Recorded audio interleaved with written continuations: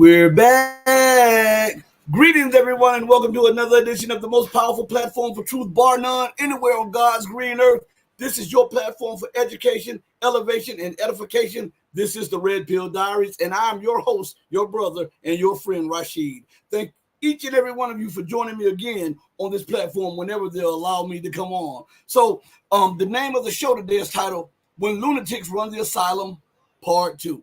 Now, before we go into that, I'm going to address a few issues. I've gotten like messages across the different platforms, okay?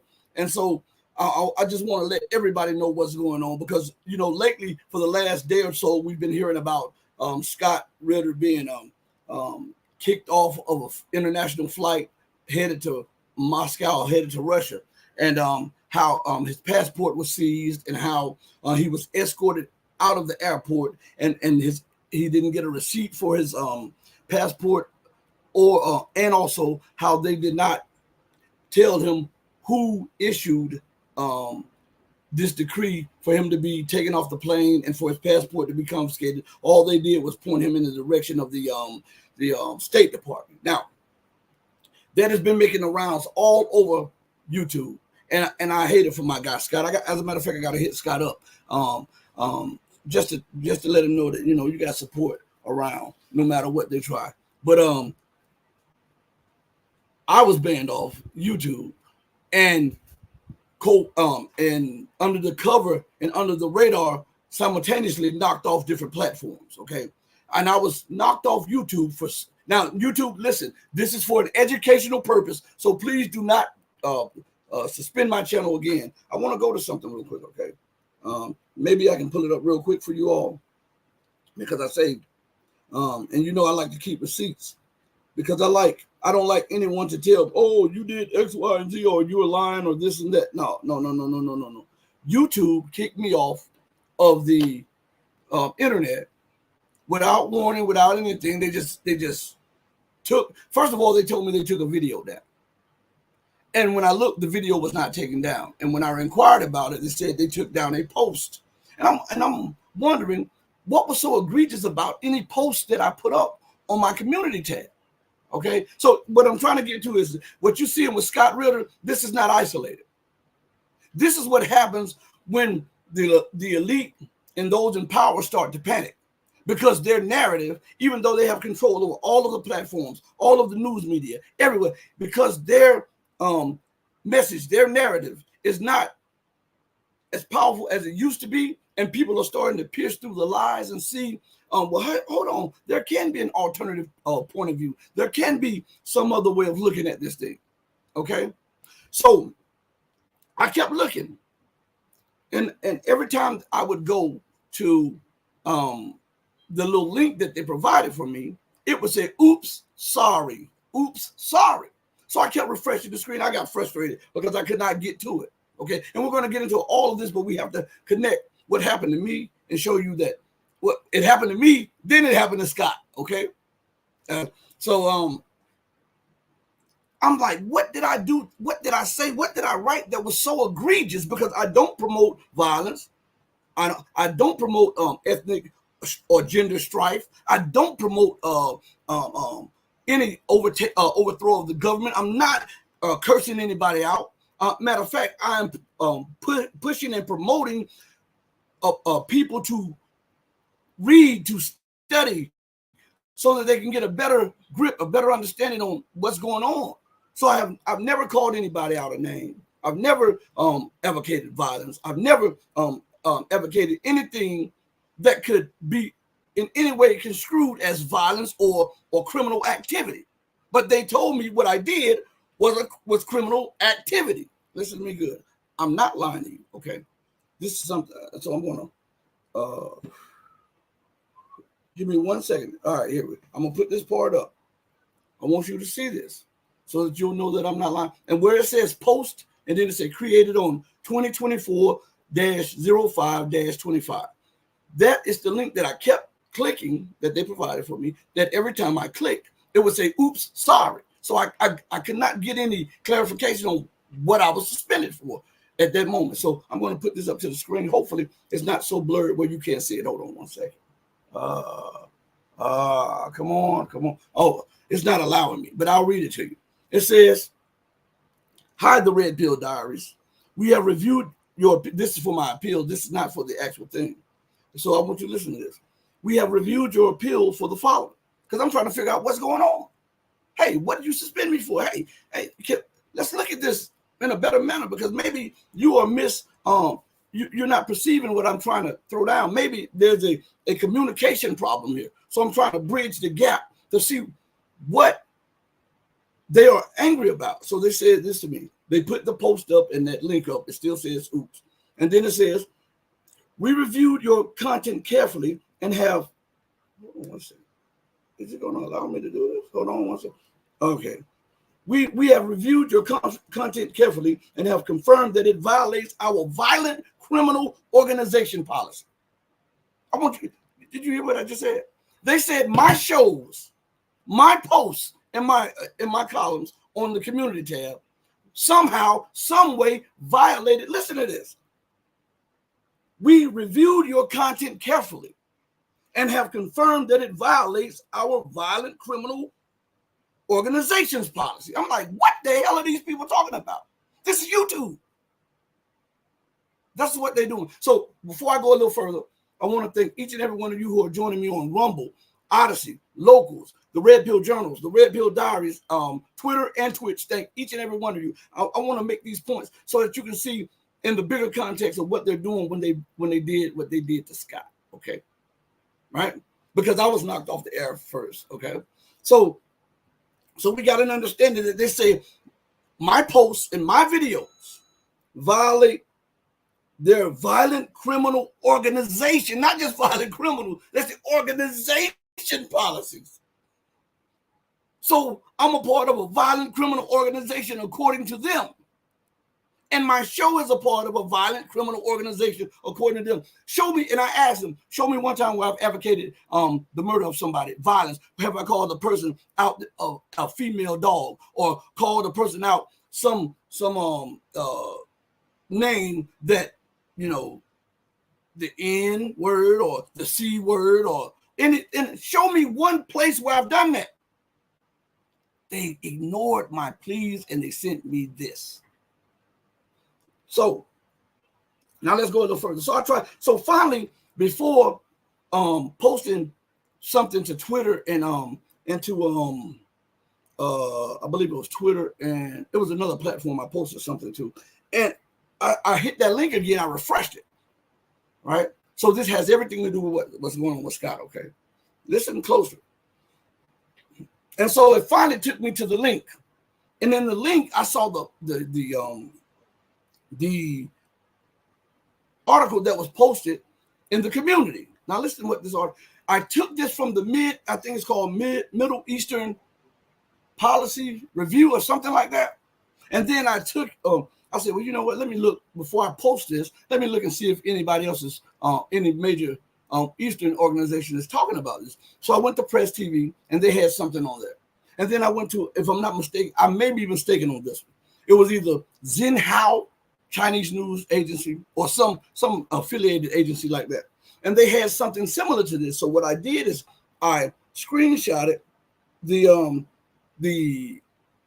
little as a matter of fact, let's see. You know what? I actually screenshotted the picture from another YouTube channel that was from the Middle East, a news organization. I didn't even think of that till now. The news organization is still up.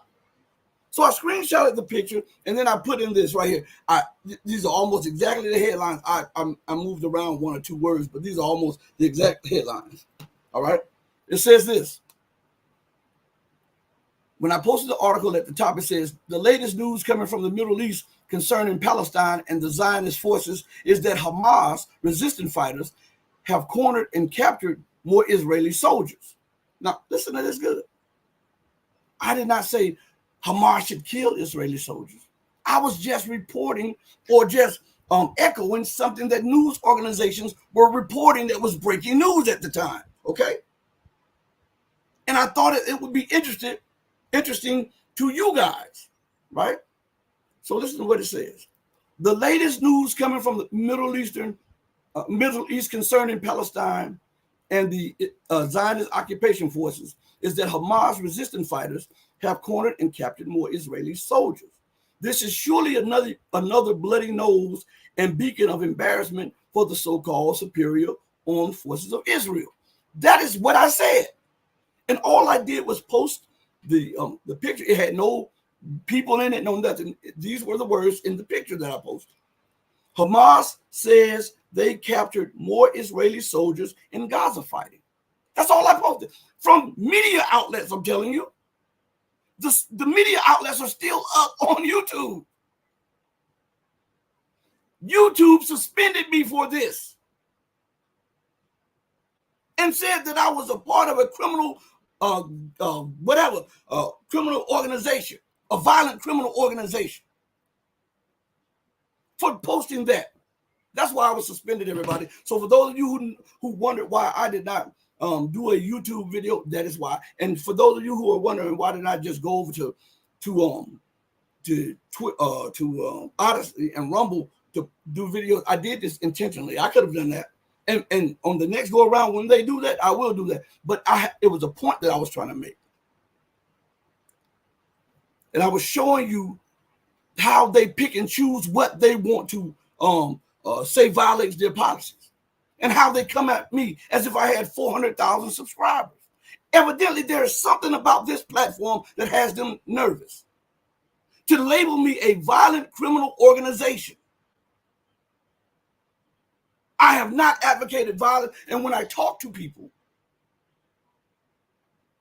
I tell them, listen, if it were me, I'm not advocating violence, but if I were in this position, if I was in that position, this would come to me, and this is how I believe I would handle things. And I'm hypothetically speaking. Now they're trying to censor you giving a hypothetical opinion. That is absolutely insane. But that's what happens. So listen to this good. So you see what's going on with Scott Ritter. But this is what happens when the lunatics run the asylum, and they're running America and the Western world into the ground, thinking that they are smarter than everybody else, thinking that they can censor and stop everybody else's point of view and differing opinions. And listen to me good. You know, when science started making this great progression, is when they got out of the spook age of hanging people and boiling people for having a different thought, a difference of opinion.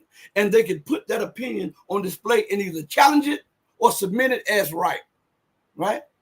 And that made science progress at such a rapid rate, right? Now, if that is the case for science to grow at such a rapid rate, because they started to recognize that for science to progress and for us to become more efficient and productive, we must have altering views and opinions, and we are supposed to challenge those views and opinions, right? So that we can come up with a sound or rational conclusion. When you remove alternative opinions, your society stagnates, stalls, and stops. What's happening right now with America? What's happening right now in the Western world? Huh? I'm asking these things because nobody else will. I don't understand how YouTube can say that I was part of a violent criminal organization, or how my shows were part of a violent criminal organization, or how me posting something that was in Eastern media and some Western press was somehow promoting violence or criminal activity. How in the hell is that even possible?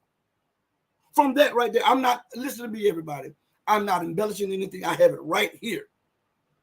I took the screenshots of it so that when I discuss it with you all, you can see just how troubled those leaders are. You can see just how enraged and how much in a panic they are because they're losing their grip on power. But that's what happens when you have lunatics running an asylum. They have turned America into an insane asylum. They've turned the Western world into an insane asylum. And now they're trying to stoke tensions and provoke war and turn the rest of the world into an insane asylum because everybody is dumping the dollar. Everybody is dumping the Western monetary system. Everybody is dumping the so-called democratic West. And now panic, fear, and the fluttering of the heart is starting to set in. You know, when you have that fight or flight motion, that's what is going on right now with the West, because they've been able to dominate, and they've been able to cement their power for the last few hundred years. And now they see a challenge from Russia, a re-emerging Russia. Now they see a challenge from a rising China. Now they see a challenge from the Islamic Republic of Iran. Now they see a challenge from African nations, from Mali to Niger to the Congo to the Central African Republic. All across Africa, nations are saying no more colonialism. You can't come and tell us what's best for us when our civilizations supersedes yours. Latin America said, listen, you're talking about us crossing the border of America. But you've been across the border of America in South and Central America for over a century. You've been misusing and abusing, exploiting, and creating chaos there. And then now that we run through the border, you're mad now. But you are in our countries. How is it okay for you to be in our countries, but it's not okay for us to be in yours? See, nobody looks at this like that. And I believe this is why YouTube is so hell-bent on censoring me when I'm not advocating violence. I'm not advocating sexual aggression against same sex or opposite sex. I'm just giving you a different perspective on things, to look at things in a different way. And they said that I'm a part, and this show is a part of a violent criminal organization. What the hell are these people talking about? And to show you that this goes right along with Scott Ritter, is right before they did him. Guess what happened? I had a show with Larry Johnson. Some of you guys saw it yesterday. Some of you guys had already seen it because it still was published on Twitter, I think Twitch. In the middle of the airing of the show, the live show, well, right before the live show, YouTube suspended me. Right when they saw me, listen, now I want you to understand something.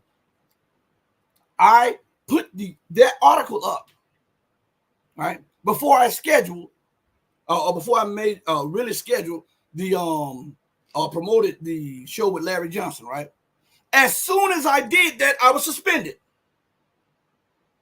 It didn't bother them before I scheduled the show. It bothered them after. And then they suspended me, and they said it was 7 days, and I was suspended for about 9 days. You make that make sense. Because I was only released from suspension yesterday. Huh? Now listen. They took Scott Ritter off a plane. Now, when I posted that about Larry Johnson, not only did YouTube try to silence me by suspending me, and they know that they had nothing to stand on, so they would not even indulge me in conversation about this. And I'm saying this, YouTube, so that if you suspend me again for freedom of speech, okay, cool. And then I'll just really start doing it over on Rumble. So listen, everybody, if for 3 or 4 days that there's no live on YouTube, go to Rumble and Odyssey on my channel, because this right here is ridiculous. To suspend me for posting an article that is in major news publications. They didn't suspend the major news publications. They suspended me. Why? Huh? Man, I tell you what. So, listen, again, when they did that, as I was doing the show, I still did the show with Larry Johnson. And he and I were talking, and Larry told me this was prior to Scott Ritter being pulled off the plane. Listen, go look at it. Larry Johnson said live when I was telling him what was going on. He said it was the State Department. Excuse me, my earbuds just fell. Hold on 1 second, everybody.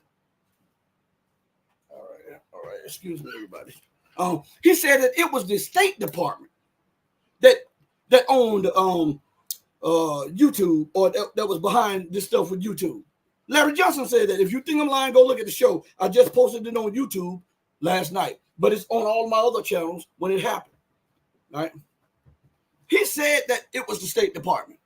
Guess what Scott Ritter says after he gets pulled off the plane? He said that when he asked the people who ordered this, they said the State Department.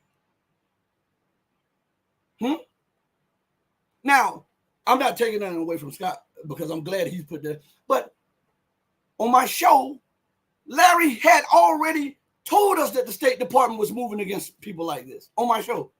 And guess what happened while I was interviewing him? Guess what happened? I was disconnected from locals. Now, mind you, I was already suspended from YouTube. They suspended me so that I could not do the show on YouTube with Larry. But while I was live streaming, they disconnected me from locals, and about 20 minutes later, they disconnected me from Rumble. I'm not making this up. You can see it because we talk about it live on the air, on the show that just aired last night on YouTube. Please go look at that. If you haven't looked at it, you'll see how they were messing with the show, and we still pushed through. Isn't that something? I think it's like 42 or 43-minute show. Okay.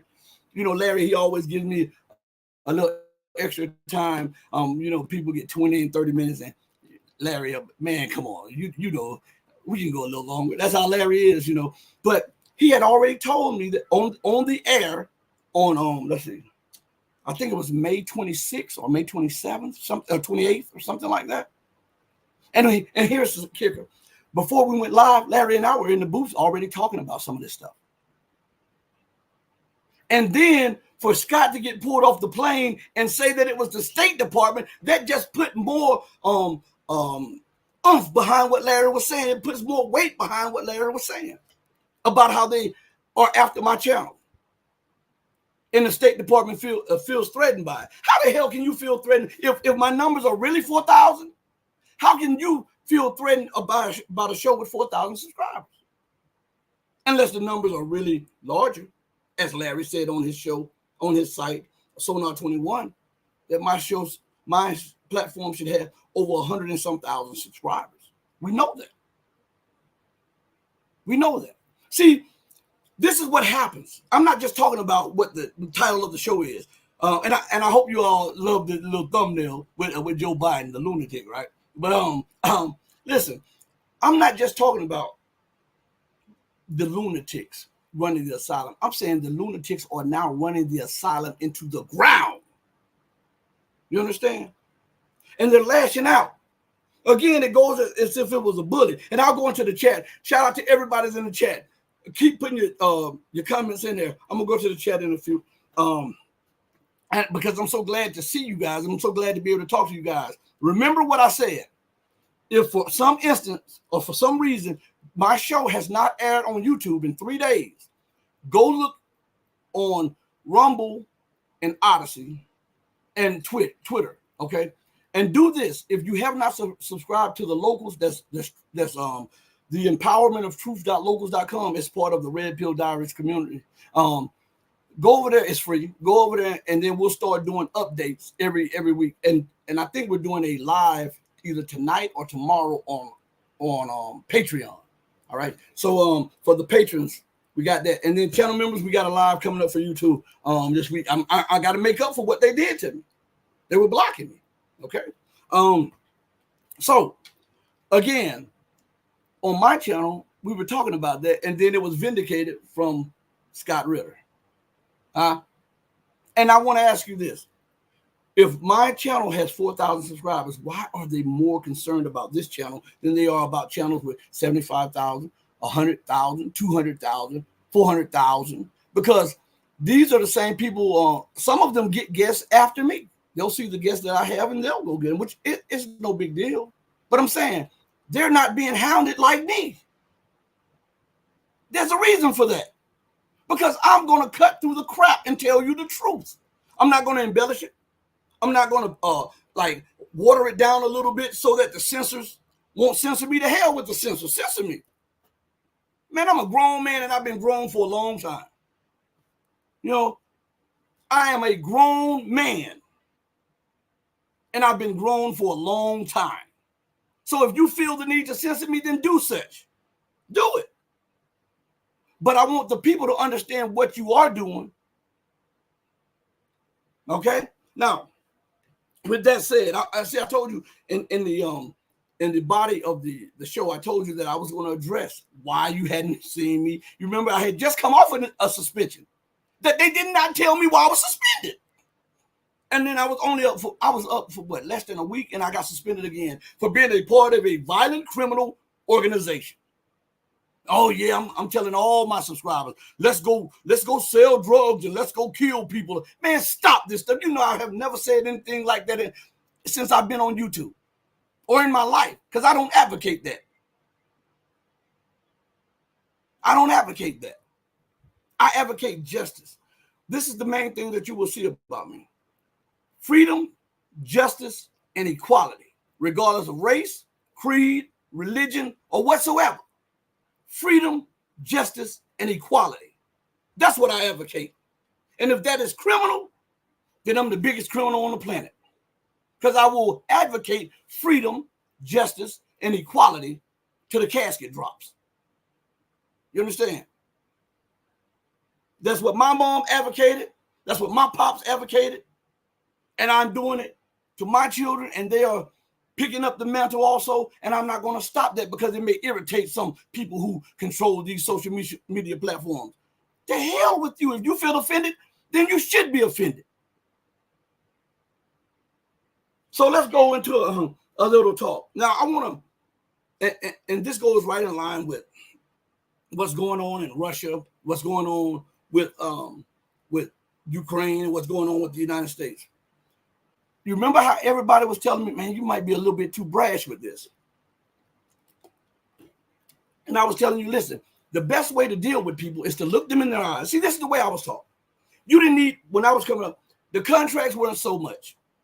You told a person what you would do for them and what you could do for them and what you couldn't do for them. They agreed to it, you shook hands, and that's how that was. That was your contract. Your word was bond, regardless to whom or what. And as it is said, that your word is bond regardless to whom or what, right? And it says that, yes, my word is bond, and bond is life, and I will give my life before my word shall fail, right? And that's the way people dealt with each other. Nowadays, it's all of these intricacies of tricks and all of this stuff where you don't know how to deal with a person. So the best way, and the way that I was taught, is when I deal with a person, I'm going to tell you what I can do and what I can't do. I'm going to tell you what I'm about and what I'm not about, so that we can remove all of the mistake, all of the misgivings that could come, or all of the conflict that would come from us not knowing what to expect of each other, right? Now, remember when I was telling you that Russia is responsible for a lot of this escalation? And remember when I told you that that I support them fighting the empire. But a lot of this could have been nipped in the bud. And if they continue to allow the bully to press them and continue to press them, guess what the bully is going to do? Continue to press them, right? How is it that when I was saying it, and I still say it, and I've been saying it to you all for over 2 years since this conflict started, how is it now that all of the big channels and all of the famous guests on these channels are now starting to say what I've said? That some of this could have been avoided. A lot of this could have been avoided if Russia would have socked America in the mouth. And I'm not advocating violence. You don't have to physically sock him in the mouth. You can sock him in the mouth, cut off some of the things that you give to them. Listen to me good. Russia supplies cheap, high-grade uranium or plutonium to United States nuclear sites, right? A lot of cheap. I mean, it's the cheapest with some of the highest quality nuclear material. And America then takes that and reprocesses it and uses it in its nuclear plants to produce power across the country. Now, here's the kicker. They produce between 25 and 30% of all electricity in the United States. America, when she gets pissed at you, what she does? She sanctions you, right? As a matter of fact, what did she say about Georgia the other day? We will not hesitate to sanction Georgia. We would not even think twice before we sanction Georgia, right? So why is that America's prerogative and nobody else can use that? You could have hit it where it hurt and show it that you were serious from the jump. cut off the uranium. That would throw everything upside down. Because now you didn't even punch anybody. You just, pointed at them by sanctioning them to not receive any more of your high quality, low grade uranium. Look at this right here. See what I mean? Now it says, this is from Locals. It's in the, for those of you who have YouTube channels, you know what I'm talking about. It comes up and it's a box. It's a white thing, and then it's a pink box with a red line around it. And listen, it says, we're having trouble streaming to your destination. Now, it was just streaming fine. Just streaming fine. And now I'm knocked off of Locals. Some of this has to do with StreamYard also. Because StreamYard is the common denominator with all of them. Now, why? While I'm talking to you guys, why are they doing that? I'm not advocating violence. I just told you to stop the violence. I would just sanction America. America got a lot of her fertilizer from her.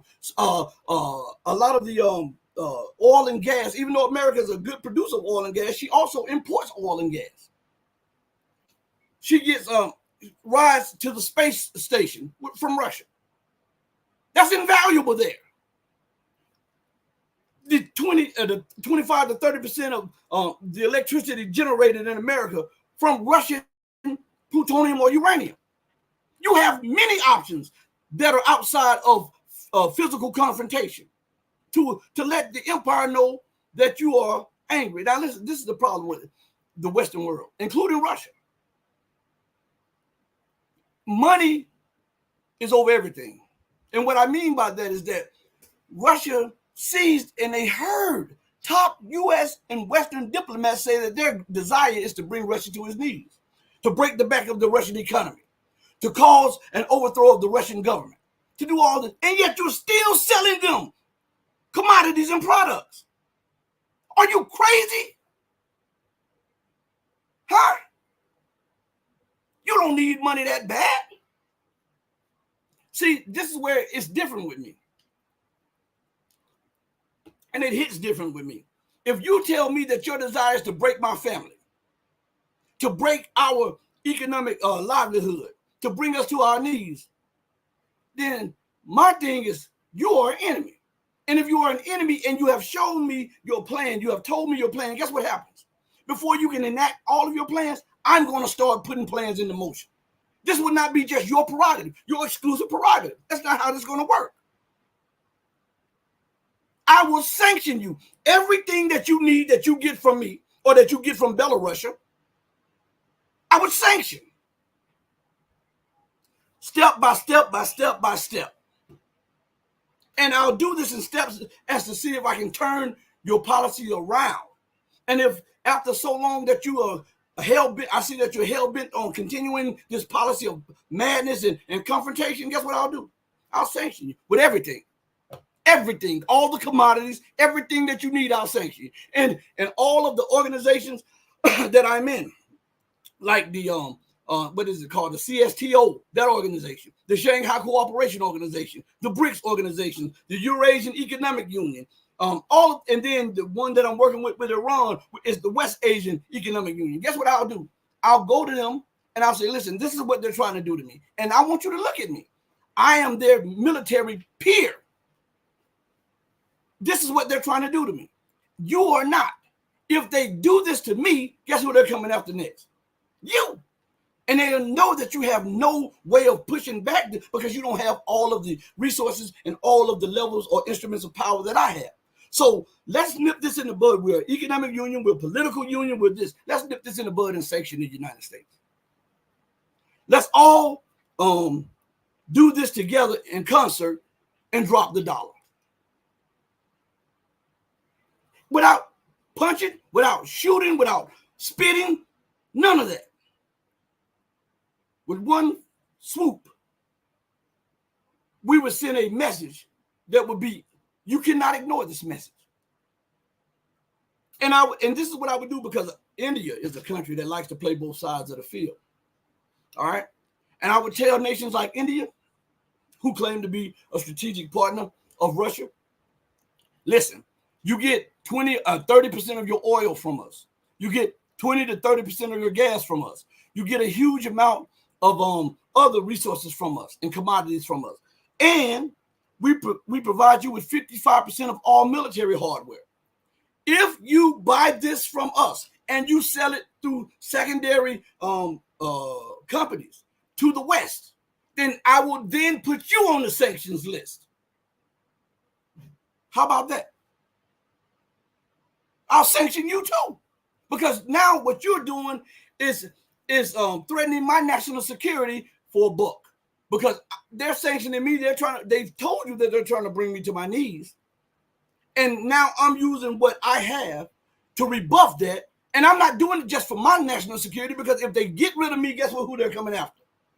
Do you know the United States has a military doctrine, right, to kill off everybody? And I was listening to an interview the other day with Scott Ritter. And I told you guys this over and over and over again. And Scott Ritter confirmed it in an interview, that the United States has a military policy, right? That and they war gamed it over. That and if they initiate a nuclear war, they are willing to take everybody out. And the few, if quote unquote, the few that survives, so long as America has a bigger population, it could be 10,000 people, and the other population could be left with 2,000 people. As long as America has a bigger population, then America can go with that, because they will eventually be the masters of the world again. And I'm paraphrasing, but that's what Scott said. That's their policy. That's their doctrine. I've been telling you that from day one. They have a doctrine called mutually assured destruction. And they moved away from mutually assured destruction, right, to maybe we can win this. Maybe we can win this nuclear game if we put enough interceptors in all of these different countries. If we put another strike missiles like the Tomahawk cruise missiles to go along with our defensive missiles from our PAC-3s and our THAAD systems and all of that stuff, then maybe if we initiate a nuclear first strike, we can take out the bulk of those nations' nuclear arsenal, and whatever they shoot back at us, maybe we can take out the majority of those, and only a few get through, and yeah, we'll be damaged, but we'll still be in a position of strength while they'll be destroyed. That's their policy. If that's not a lunatic policy, tell me what is. Huh? Let me go to something real quick while I'm talking. And I see you in the chat. Everybody, shout out to everybody in the chat. Let me see something real quick. See if I can pull this up real quick. Everybody, I do this on the spot. Okay, so you guys give me a chance. Let's see. I'm trying to see. I was reading, so I don't know what article it was. I caught it on the butt end of the article and I read it. Another nation joining the Shanghai Cooperation Organization. Belarus is about to join it in July. So you see how all of these, and I wasn't even talking about this, but I just saw it when I looked down. You see how all of these nations are moving outside of the scope of the SWIFT system, outside of the scope of the US-UK dominated monetary system. Do you see how they're moving outside, forming all kind of alliances, not to overtake NATO, but to be able to put themselves in a position to dissuade NATO from its aggressive stances. Right? Now I was looking at something, and I'm gonna go back to what I was looking for if I can find it. Okay, but it's something that I wanted to talk to you guys about. Okay, because I had not been able to talk to you guys, and so I was looking at how Jens Stoltenberg, the Secretary General for the North Atlantic Terrorist Organization, NATO, and how he was talking about that NATO nations need to remove the restrictions off of Ukraine, as if there were many restrictions on Ukraine. Because remember, I want everybody to remember this. I told you this a long time ago. It is not Ukraine doing the firing of these missiles. These are being done by NATO nations. Ukraine cannot possibly be trained to be effective in these Western technologies in a week or a month. That's that's almost impossible. And you're telling me they're proficient in strike capabilities with Western arms, right? They have the intelligence wherewithal to undermine Russia proper? Man, stop this, man, stop this. And then for Russia to pretend like this is not happening, this is where people should be angry about. When I say Russia, I'm talking about the leadership. I think Vladimir Putin is a very good leader, but I think he may have some missteps in certain areas. As all leaders do. All right.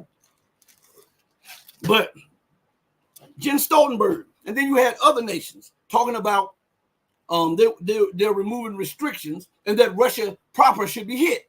Now, listen, to stop that, Russia could have stopped that by initiating a tit for tat. Every time you supply a weapon that hits my territory, I'm going to hit one of your territories. I'm not advocating violence, YouTube. I'm just saying this is an alternative point of view. Okay?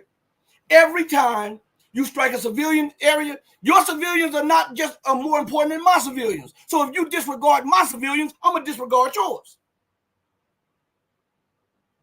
That's just how it is. If you believe that civilian life is sacred, then show it by missing me with that crap about mistakes on hidden civilian infrastructure and civilian buildings. So as a leader of a country, it is my responsibility to protect the civilians. And when you violate that protection code, then guess what? Then your civilians are not safe.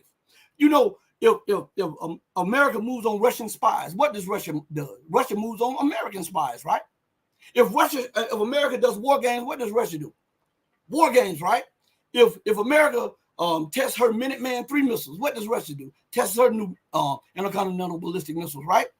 So if America in the West strikes Russian civilians, common sense tells you. Huh? This is what I'm saying. For so long, people thought it was egregious to talk about this. They thought that it was just the prerogative of the West. Like when you hear some of these people talking, they'll say, well, I don't think Russia will escalate and do X, Y, and Z. Why not? Why don't you think they would do this? Aren't you doing it? Why should Russia be always the same one? Well, Russia doesn't want World War III. Cool. But if Russia continues to allow them to smack them in the face, guess what it will lead to? World War III. Because America and the West will know no bounds. And then when it gets to a point where Russia gets super serious, America will disregard her in everything that she says. And that will lead to nuclear war. So why not nip it in the bud to prevent that? Everything else has failed. And why do they get to slap you and you don't get to slap them back? Show me one man, one woman in this chat that'll go for that. That'll allow people to slap them on a daily basis, to disrespect their family interests in their household and not react. What I'm trying to show you is, listen, Russia has to now employ the very laws of nature, which is self-preservation. That is the very first law of nature, self-preservation. That is the right of every person, group, or nations to enact a policy that will secure their livelihood. Well, the West has told you that they want to take your livelihood. So what must you do? You must now counter that.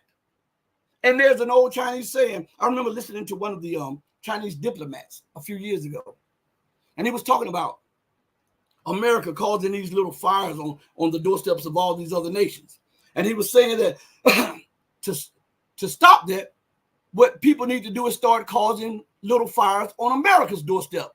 So as to make her drain her energies and her resources to try to put down these little fires around her borders instead of her always lighting fires on other people's borders. And I thought that was an apt a way of saying things when the Chinese diplomat said that. I thought it was what was required, but nobody was saying it. But he had the cojones, the testicular fortitude to openly say that in front of the media. It's time for Russia to employ that same strategy. You know, I know that you're trying to win BRICS over. I know. See, this is what a lot of the challenges where Russia, they're trying to win people to their side. Russia is not trying to win. Listen, when it comes to that, that is a lie. Russia's not trying to win anybody over to her side at this moment in time when it comes to geopolitics. Because everybody in the world who has eyes that are not blind can see that America is unhinged. They can see that the UK is unhinged. They can see that NATO has overstepped every boundary that was put there. You don't have to win nobody over. All you have to do is point. Look at what they've done here. Look at how they've torn up this treaty. Look what they've done over here. Look what they're doing over here. Look at their policy over here. Look at what they're stating over here. Look at how they're treating their people there. Look at how they're trying to overthrow me over here. You don't have to win anybody over. All you have to do is point, show them. And then these people will understand, hey, if Russia has the most capable fighting force right now in the world, and Russia has the largest nuclear arsenal in the world, and these people in the West continue to overstep boundaries and disregards Russia's military might, Russia's economic might, Russia's political might, and Russia's military might. Me being a small country, what do you think they'll do to me when they finish with Russia? So Russia has no time for pandering and trying to win people over. The people see it. And if they don't see it, too bad for them. So I don't subscribe to that. Russia must win these people over. They must stay on the straight and narrow and do this so that they can win more people. I don't subscribe to that, because all one has to do is look at the policies of the West. Look at everywhere they go, what happens. You don't have to win nobody over. All you have to do is present the evidence. So I don't subscribe to what these other alternative channels are saying when they say that Russia, the reason Russia hasn't acted is because they're trying to win this person over and that person over. No, that's not common sense to me. And if it doesn't make common sense, if it's not in common sense, then it doesn't make any sense, okay? Because the world is looking at America. The world is looking at NATO and how it continues to enlarge. What does Brazil say when America tried to get Brazil on the side of NATO? Brazil said, you started this, right? You've overstepped every bound and you've expanded. And you continue to push Russia. What did China say? What did South Africa say? What did India say? What did all these other nations say? So there's no need to win them over. They've already been won over by the policy of America. Russia didn't have to do squat. So now when we have that established, now Russia should now act. Instead of always being on the reaction end of the thing, Russia must act. Look at the algorithms going to pick this up, so I got to say this. I am not advocating violence, because anytime they hear me say something, they'll misconstrue it on purpose and then suspend me. And when I try to appeal it, they'll say, oh, no, we've looked over such and such, and this is what it is. So I have to so when you hear me constantly say things like this, I'm letting the algorithm know that I am not advocating violence. I'm not advocating the overthrow of America. I'm not advocating the overthrow of the West. I'm advocating justice. And justice will handle all that other stuff. So listen, Russia must now act. You know what I mean? They have been reacting constantly. They've allowed America and NATO to push right up to their borders. And here's the crazy thing: on Fox, on CNN, on ABC, on MSNBC, on all of these channels, which I don't watch, they have these people on there that try to push it as if Russia is the belligerent one. Russia is the aggressive one. None of them challenges America on her basis. And none of them asks America, well, why is Ukraine so vital to you? What makes it more vital to you being 10,000 miles away than it is to Russia, which has cultural and historical connections with Ukraine, which lies right on its border? Why is it a priority for you and should not be for Russia? And why must you get involved in that situation? And why did you overthrow the democratically elected government of Yanukovych in Ukraine? If you are such a believer and promoter of democracy, then why do you overthrow democracies that don't kowtow to you? I'm asking. See, these are questions that should be asked. Instead of putting the onus on the victim, how about you put the onus on the assailant? We always pose these questions to Russia, but none to the U.S. None. And they continue to look at everywhere around the world. They're in Africa. What is going on? Before the United States had AFRICOM, Muammar Gaddafi was in place. He was good to go. The United States caused a riot, caused a overthrow of Muammar Gaddafi. They started putting military bases up in there, and all of a sudden, Al Qaeda, and then this new branch of Al Qaeda, which is Boko Haram, came up in Africa. And what they did, they were sly. I'm telling you, the aesthetics, it was something else. All across the Middle East, you see dark skin or olive skin people who are so-called Al Qaeda.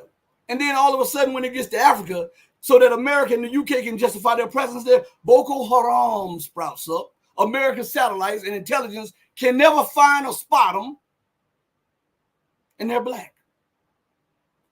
It just so happened that Boko Haram is black on the continent of Africa. Man, that's a slap in the face to white people, black people, brown people, red people, and yellow people. To think that you're that ignorant to accept that foolishness. You know that? So look at what they've done in Colombia. They've been fighting a drug war for 40 years.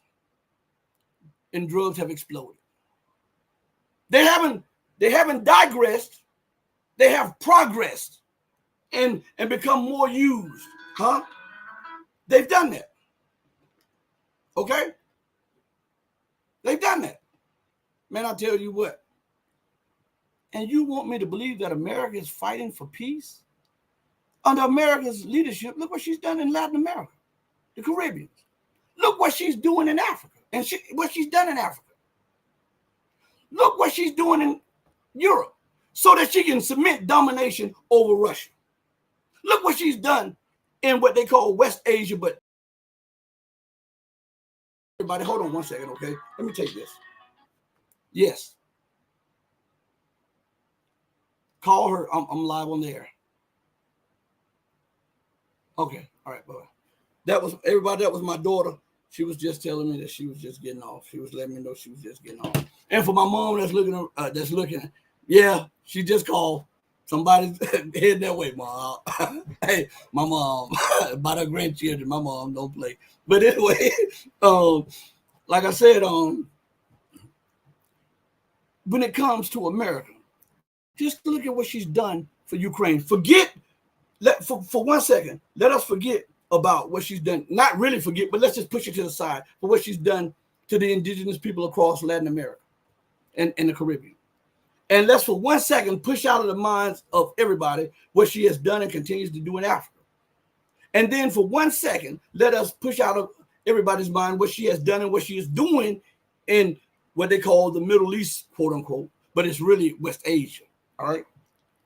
Let's look at what she's done in Europe. She has caused the economic collapse of Europe because she's arrogant like that. Because, and when I say the U.S., I'm talking about the UK also. Don't get it twisted. So when I mention one, I'm mentioning both. So if you hear me say the UK, most times I'm talking about the UK and the US. When you hear me say the US, most times I'm talking about the US and the UK. These are one and the same. All right. So listen, this is what white people should look at.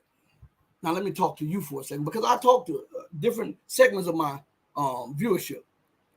They are showing contempt towards you. These people in power. Think about Ukraine. They are willing to sacrifice a nation that was, I believe it had 45 million people. And it was roughly a little bit bigger than the size of Texas. And, you know, bigger than France, because France is a little bit smaller than the state of Texas and the United States. And Ukraine was a little bit bigger than the state of Texas. That's why it was called the largest nation outside of Russia in Europe. All right. Look at how they've devastated that country.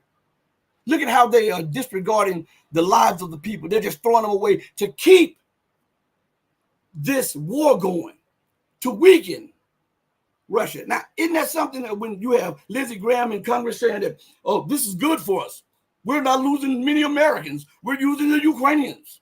We're supplying the money. They'll supply the lives. Then you hear other politicians say that these are megalomaniacs.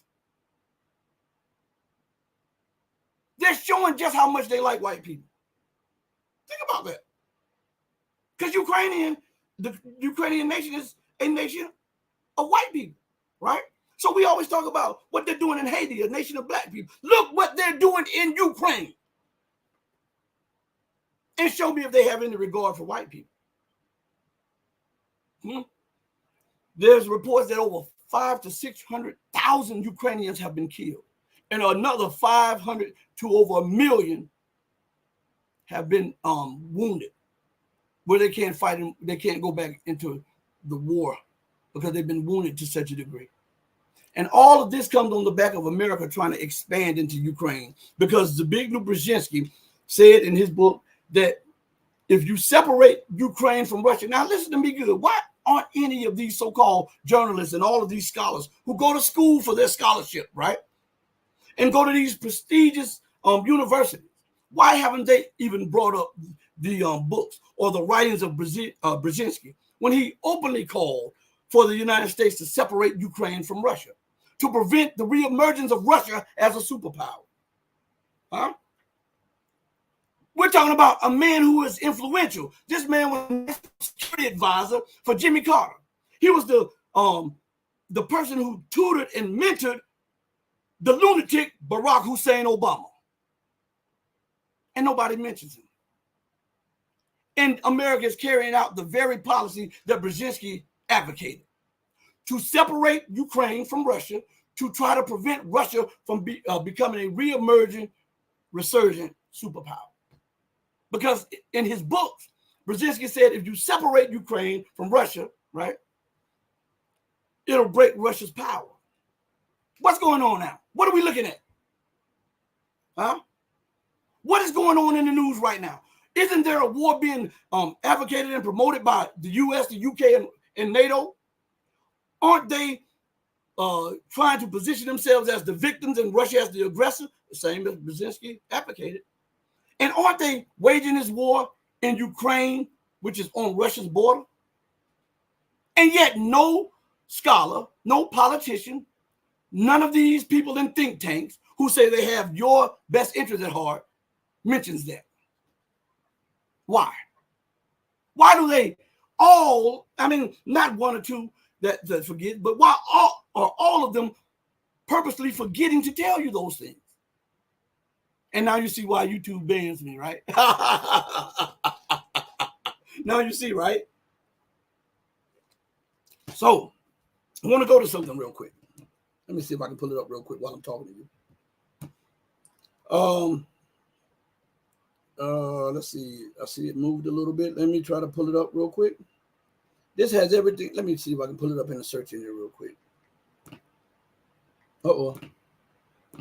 Everybody give me a second, please. Because it's very important for this democratic West, okay? Here it is. Man, I'm telling you, I can pull this stuff up. If I see something, most times, if I see it, 90% of the times I can go back to it. If not, if I can't go right back to it, then they moved it. Because I have a good memory about this stuff. So on RT, they have an article that came out June 4th. And it's talking about Georgia. Remember Georgia, the nation of Georgia. Remember that Israel, the UK, and the United States advocated for Georgia to wage a war on Russia because they thought Russia's military was weak and just foolish. And so on the orders of the United States and the Israelis, the Georgian military under the criminal Saakashvili ordered the attack on Russian peacekeepers in South Ossetia, right? And they thought that it would be an embarrassment for the Russian armed forces, but what happened was Russia shellacked them in such a short time. Within days, Russia started beating the brakes. They were almost at Tbilisi, which is the capital of Georgia. They were almost in Tbilisi, but Russia stayed their hand and called back the troops after punishing them. Now, I want you to understand something. In Saakashvili's cabinet were Israeli advisors, U.S. advisors, UK advisors, and they were using Israeli, U.S., UK, and NATO weapons when they attacked Russian peacekeepers, killing some of them in South Ossetia. And when Russia smacked them, America and NATO was thinking about intervening, but Russia demonstrated that they were serious about this, and so they opened up their nuclear arsenal. I mean, talking about deployed nuclear weapons, so that U.S. satellites could see that Russia was serious about this. And that's what kept the U.S. from intervening. That's what kept NATO from intervening, because Russia was serious about this. And why is this important? Because Georgia is on Russia's border. Georgia is a former Soviet republic. Georgia is where a color revolution took place, orchestrated by Israel, the United States, because Israel don't get a lot of credit for this. But we're going to give Israel all the credit it needs today, okay? And won't nobody ever say we deprived Israel of her credit, okay? That gets you banned and suspended off YouTube. So YouTube, listen, we're going to give Israel all the credit it deserves today, so that you won't say that we're advocating violence against Jews or we're lying on the state of Israel. We're going to give them all of the credit they deserve. So when this took place, this was initiated because, remember, the Georgian Armed Forces was armed, trained, and funded by the U.S., the UK, Israel, and NATO. And when Russia smacked them down within a few days, this gave NATO pause, because they are not backward forces. They are something. But they didn't think that they were as formidable as they are today. Okay? Remember that Georgia became a U.S. satellite, a puppet state under Saakashvili. Right?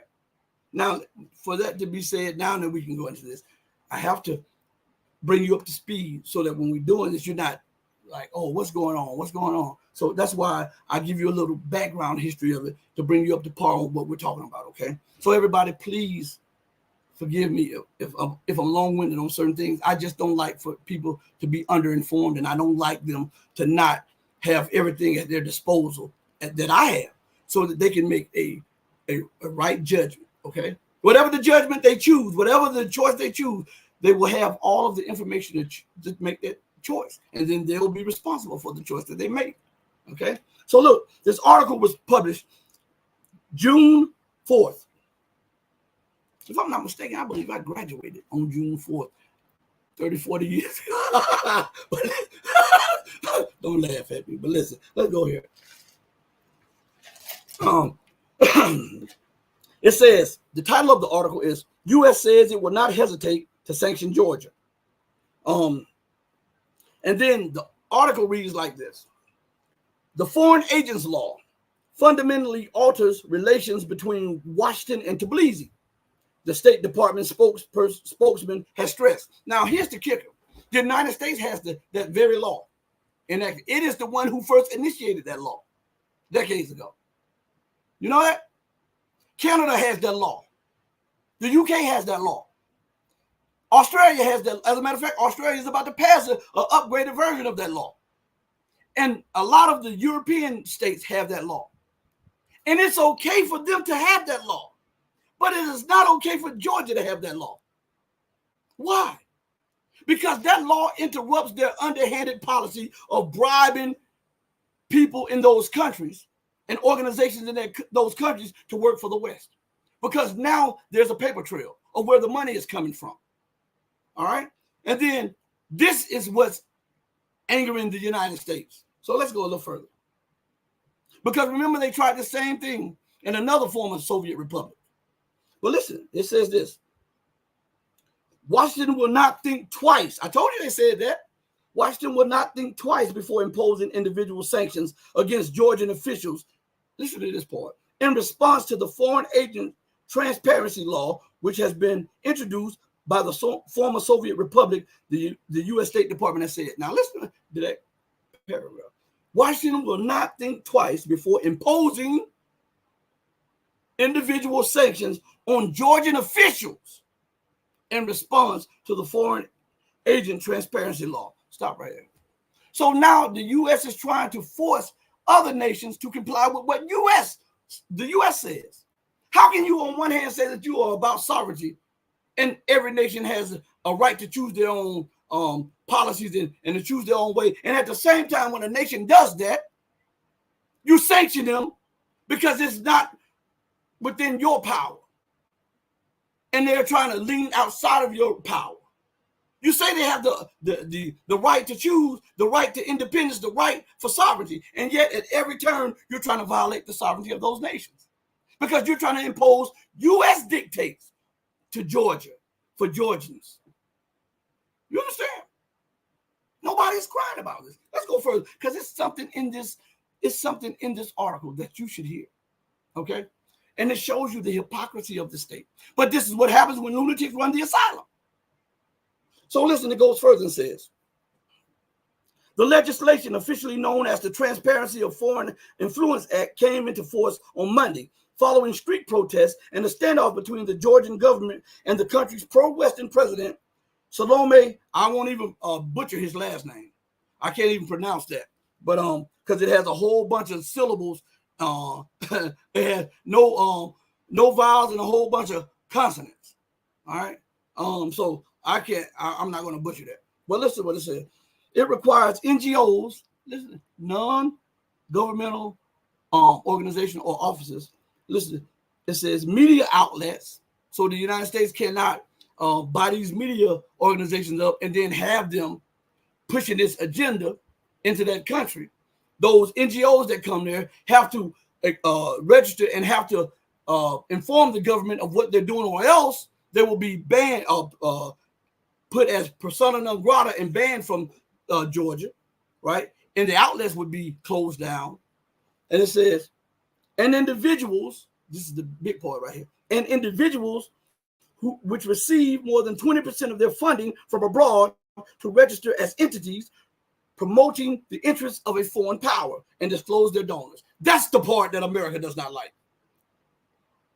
Because she can no longer say, those are freedom fighters out there.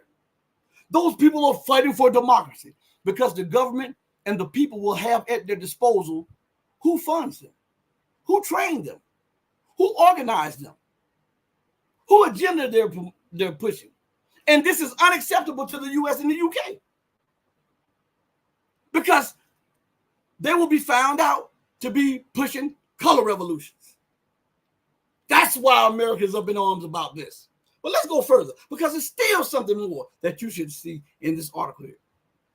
It says, the new law moves Georgia away. Listen, this is what the United States says. Now, before I read that, this law that comes into play requires NGOs, media, organizations, and individuals to disclose their funding for the average person in Georgia to see and to know where the funding is coming from, just in case they don't want to be a part of any foreign orchestrated color revolution or foreign orchestrated government or uprising, right? But this is a problem for America, and this is what America has to say about a democratically elected government. Remember that America kept talking about Georgia is now a democratic country. That's when Georgia had Saakashvili, who would do their bidding. Now listen what it says. The new law moves Georgia away from its democratic trajectory and could stigmatize civil society and stifle the freedoms of association and expression, U.S. State Department spokesman Matthew Miller said during a briefing on Monday. Now, how the hell can you get that, what he said, out of Georgia, wanting to know who is funding the opposition? For Georgia, wanting to know where the money is coming from with these organizations and all of these leaders that are popping up out of nowhere. How can that stifle freedoms and associations and expressions? What it does is stifles American freedom to act in her way of expressing her hegemony by forming, backing, training, and then pushing to the public view leaders in other countries. That's what has them outraged. That's what's going on. So let's go further. All right. It says, the action taken by Tbilisi fundamentally altered the U.S. relationship with Georgia. Why? I thought you wanted democratically elected governments. Now, pardon me if I'm wrong. What if Georgia told America that her policies that she instituted have fundamentally changed the relationship with Georgia? What if Georgia said, America, we don't like these laws that you're now implementing and you must change them? America would look at them like they're crazy. Why? Because they will assert their sovereignty. Why does America has this right and nobody else does? Nobody. It's a prerogative of the West. And then check this out. This is how hypocritical it is. It's a prerogative of the West until you started questioning the Western insane policies. And then you become what? A pariah, like Orban in Hungary. Like the leader that was shot, who was the United States, I would say that NATO had a hand in it. Then you become like them, pariah states. Because now you're questioning your allies' true motives and intentions, and that is unacceptable to U.S. and UK imperialism. Do you understand? So listen, it goes further and says, the action taken by Tbilisi fundamentally altered the U.S. relationship with Georgia. Miller said, Washington has launched a review of its ties with the Caucasus nation, which is an EU and NATO hopeful, he added. See, he wanted to put that out there, Georgia. If you keep on, you won't join the EU. Who the hell wants to join the EU? All you have to do is look at what's going on, the dysfunctionality of the EU. The debt burden that the EU continues to build up. The growing homelessness and unemployment. The collapsing social structures. The collapsing infrastructure. The depth of industry. Who the hell wants to tie their wagon to that horse? Huh? But it goes further and says, we've announced a new sanctions policy against Georgia. Now, Georgia didn't violate anything in the United States. They didn't wage a war. Georgia was dealing with Georgia. The people of Georgia wanted that law, and the government instituted that law that the people demanded. So how in the hell can America say that she's about democratic values and democracy when the people chose this and the government implemented, and then the United States got pissed and then started sanctioning a democratic government that instituted the very wishes of the people? Isn't that what they say democracy is? Man, stop this. I was born that night, just not last night, okay? It says, we've announced a new sanctions policy against Georgia. We have not yet announced individual sanctions, but we have made clear to them we would not hesitate to impose them. Isn't that something? Isn't that something? On the one hand, you're screaming about democracy, and when a nation says that they are democracy, and then they're exhibiting all of the signs that you say constitute a democracy, because what they're instituting is not what you want, and they're trying to act somewhat sovereign to what you want, you sanction the very democracy that you say you're advocating. Man, if you don't stop this madness, man, come on, man. We've got to have more sound judgment, more common sense than this. So we're going to go into something else short. Let me go to the to the chat real quick, okay? Shout out to everybody in the chat: Anthony Ryder, Branko R, Tiger.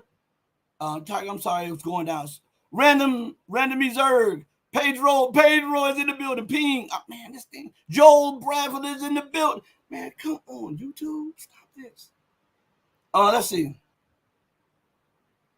Let me try to put a couple comments up before I go to this other part of what we need to discuss before we bring this show to a close. Let's see. Branko says, if our evil leaders had Abby Truth on their side, they wouldn't need to effectively censor people like you. It proves they've got nothing. That's right. Listen, when you're censoring people, especially when you go to the links of what they're doing, I mean, what they said I did, what they associate me with, come on, man. Can anybody honestly say I don't care if you've listened to this show for 2 minutes and never heard it again. Can you honestly say that I've advocated violence and been a part of a criminal organization, or I am a criminal organization?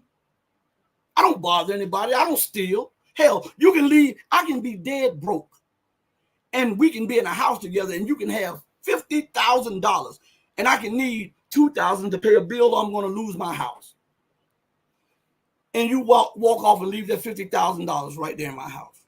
When you come back next week, when you come back, if I'm still in the house, when you come back next week, next month, or next year, your $50,000 will still be there because the $50,000 wasn't mine.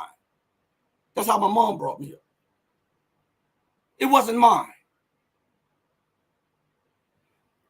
People, man, let me tell you something. These governments, they have become so insane that they don't realize that they are deconstructing their own republics, their own societies, with the policies that they continue to institute. The dumbing down of the masses of the people. It may look good right now. It may benefit you at this moment. But down the line, how can you compete with China? How can you compete with Russia? How can you compete with these African nations that are now putting more emphasis on education and on industry? How can you compete with the Latin American nations that are doing the same? How can you compete with nations that are falling out of the Western dominated spectrum? How can you do that when other nations are now putting more emphasis on education? See, right now it benefits the few, but later on it'll be a detriment to the many. And they don't even see this because they're insane. They have been inebriated on power, on wealth. And they believe that they will always have that position, but they don't realize that they're deconstructing the very Republic of America. They're deconstructing the UK. They're deconstructing European dominance. They're deconstructing every organization, every instrument that was used to dominate global politics, finance, and geopolitics by the West. It's being deconstructed. It's being destroyed with these insane lunatic policies, because the world is getting an open view of your true intentions. Nobody has to convince. That's why I tell you, when these people give you these alternative media say, well, Russia is trying to win over this, and either they don't know, or they are absolutely caught in this Western web of madness. Because nobody has to, if you see somebody out in the street raping people, nobody has to force you to say that that's a rapist. Nobody has to force you to say, hey, that person over there continues to rob everybody in the neighborhood. You'll see it for yourself. Everybody else will see it. You don't have to convince them that that guy's a rapist when he continues to rape, or that guy's a murderer when he continues to kill. It's for everybody to view. So I don't subscribe to some of the channels when they say, well, Russia. See what in their subscription, they still somewhat want to hold on to Western, even though they don't say it, they still want to hold on to some Western domination or Western hegemony, because they put all the emphasis on China, all the emphasis on Iran, all the emphasis on Russia, what Russia must do. They say what the U.S. and the West should do, but then they tell you what Russia and the rest of the nations must do to prevent war. Hey, this is a two people thing. If war's to happen, I'm not the only one that can prevent it. It's the aggressor that should think more than me. Why must I always have sound judgment when you're continually slapping me in my face, continually kicking my children, robbing my wife? Why am I tied to calmness and rationality? If you continue to do it, sooner or later, you're going to violate in such a way that I'm going to lash out at you. And so when they put the onus on the victims, I don't agree with that. So you'll hear them say, well, Russia, the reason I don't believe Russia will do this and do that is because Russia is trying to avoid war. They've been trying to avoid war for the longest. Did that stop NATO from opening up bases in all of those Soviet territories?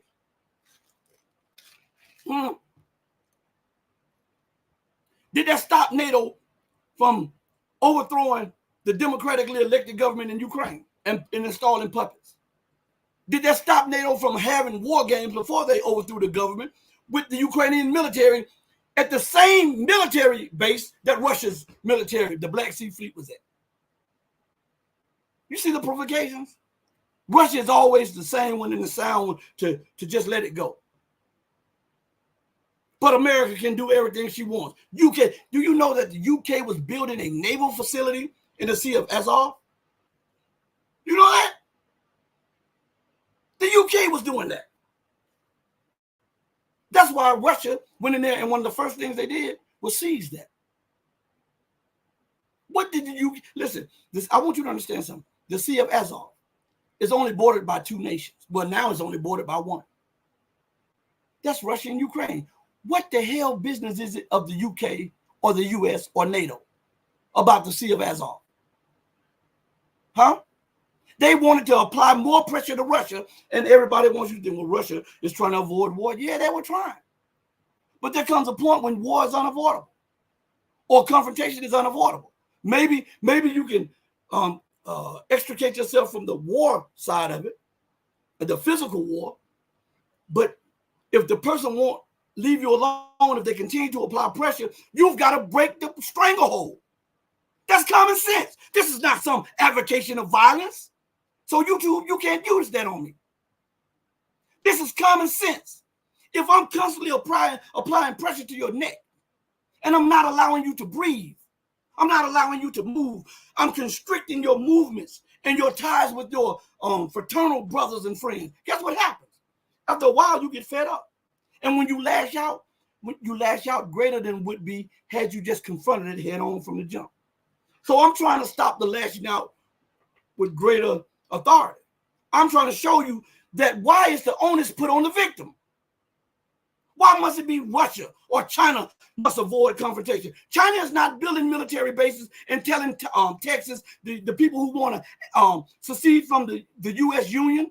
China's not saying we're going to supply you with weapons. Yeah, we recognize the one U.S. policy, but we're going to supply you. And if the United States invades Texas, we will come to Texas's aid. Right? That's not China doing that. But America's doing that to China with Taiwan. That's not Russia doing that.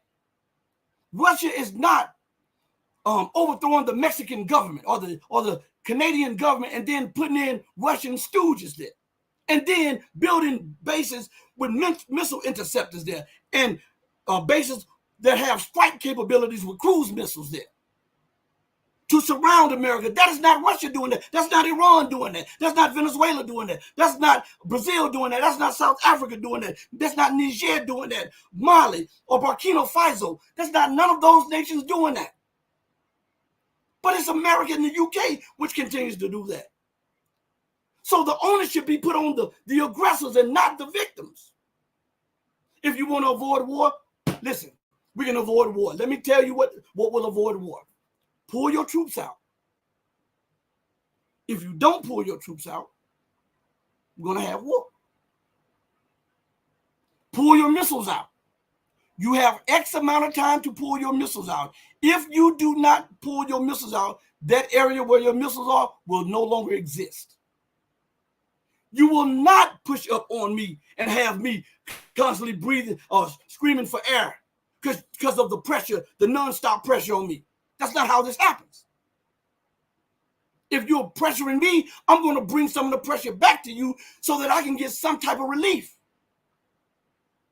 Think about this, everybody. I'm not advocating anything outside of common sense. How would America react if Russia set up military? Now, remember, America and the UK says every nation has its choice. When the former president of Mexico made this statement, Lindsey Graham called for the invasion of Mexico. Listen to me good. If you think I'm lying, Google this. The Mexican president started, because Mexico has a huge reserve of silver. And the Mexican government said that they may decide to back the peso with silver. And then they may join the BRICS and the Eastern organizations.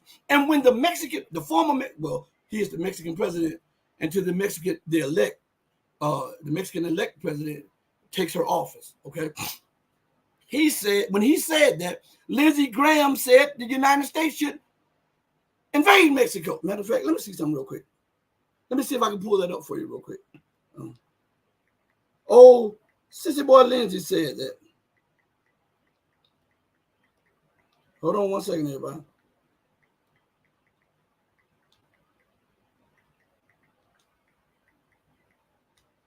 Let's see if it'll come up. Let's see. Let's see if I can pull this up. I hope we can. I hope this is it. I don't know if this is it.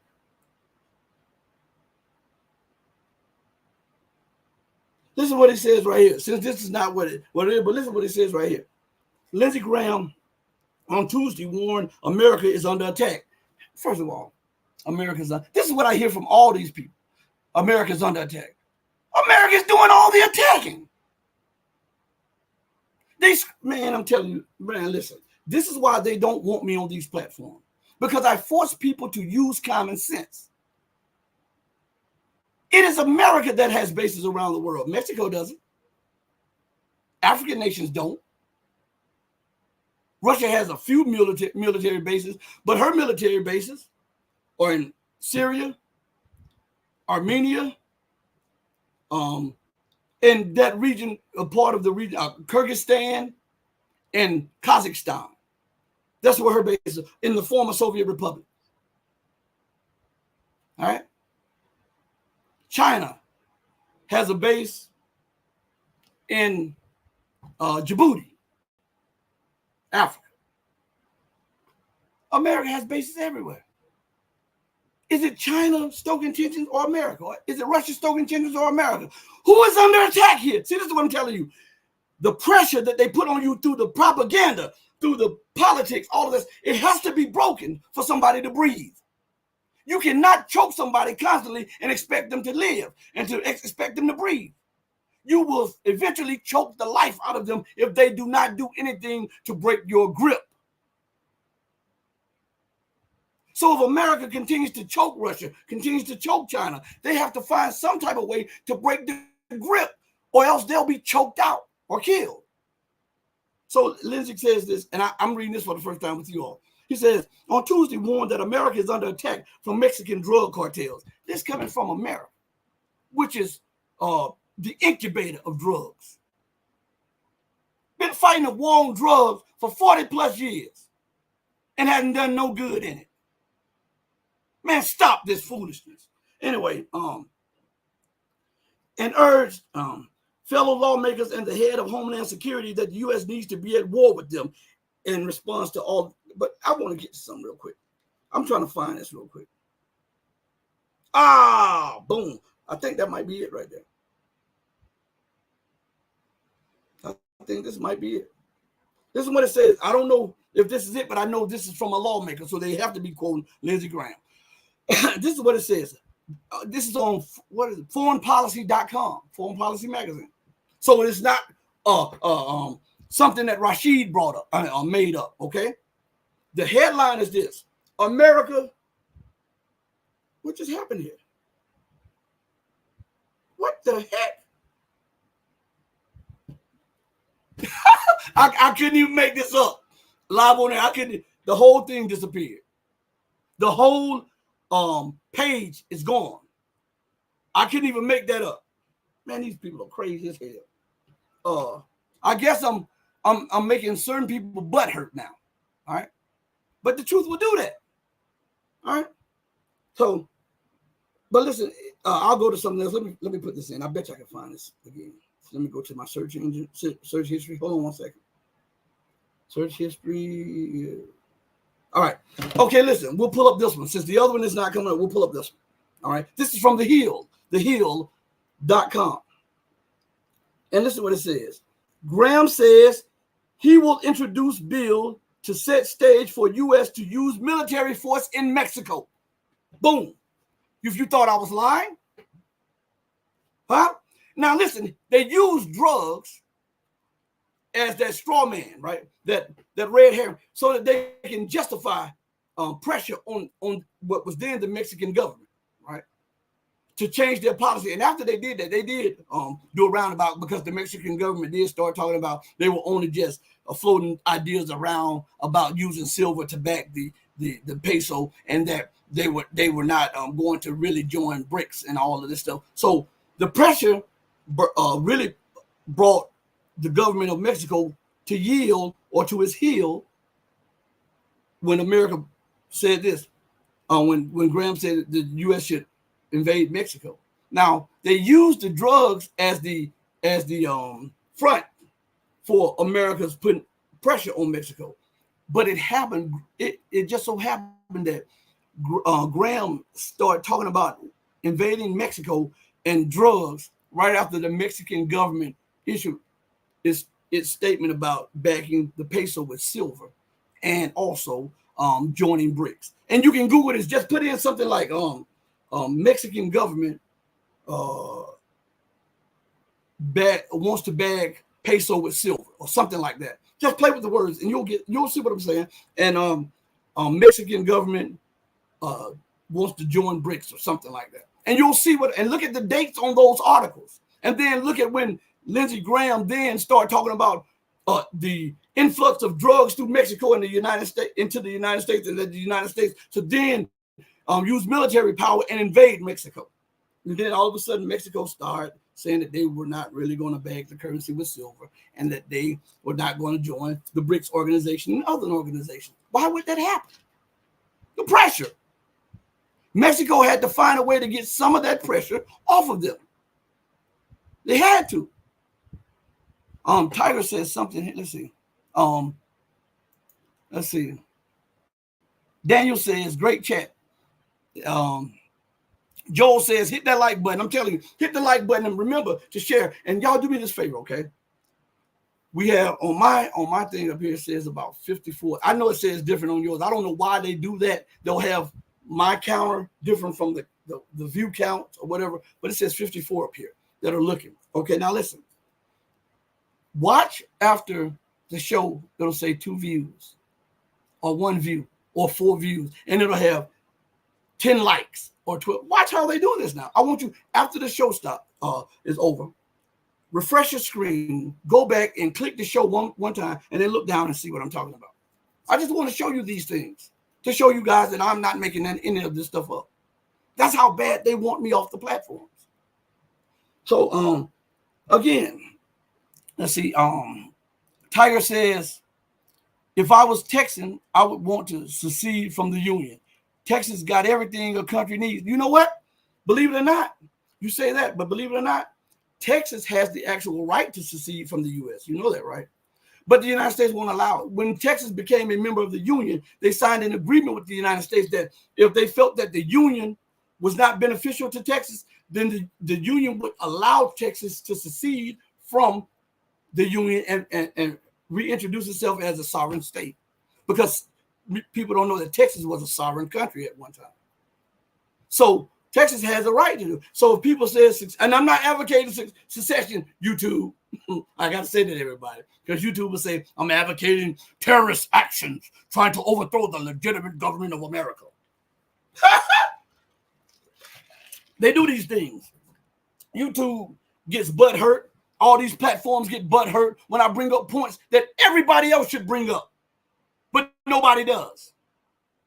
Like this. Why is it, right, that YouTube allows all of these channels and platforms to call into question the legitimacy of Xi Jinping, Vladimir Putin, the Iranian president and his government, the leaderships in Africa, Latin America, West Asia, and even in some European countries, right? But you can't question the legitimacy of Joe Biden. But this is supposed to be the home of the free, and you're supposed to have what? Freedom of speech, right? And they censor you at every turn. The very society that advocates freedom of speech censors freedom of different opinions. You make that make sense. I can't have a valid discussion with you. I can't have a valid opinion that is opposite of yours. I can't question the government. But this is a democracy now. When you're supposed to be able to, they say one of the strengths of a democracy is being able to question and call to answer those people who are in elected office, right? And yet YouTube will suspend you or demonetize you or deplatform you, and these other ones will do it for having an alternative or alternate opinion of what they say. And then they won't allow you to say your opinion because it goes in opposition to what they are going for.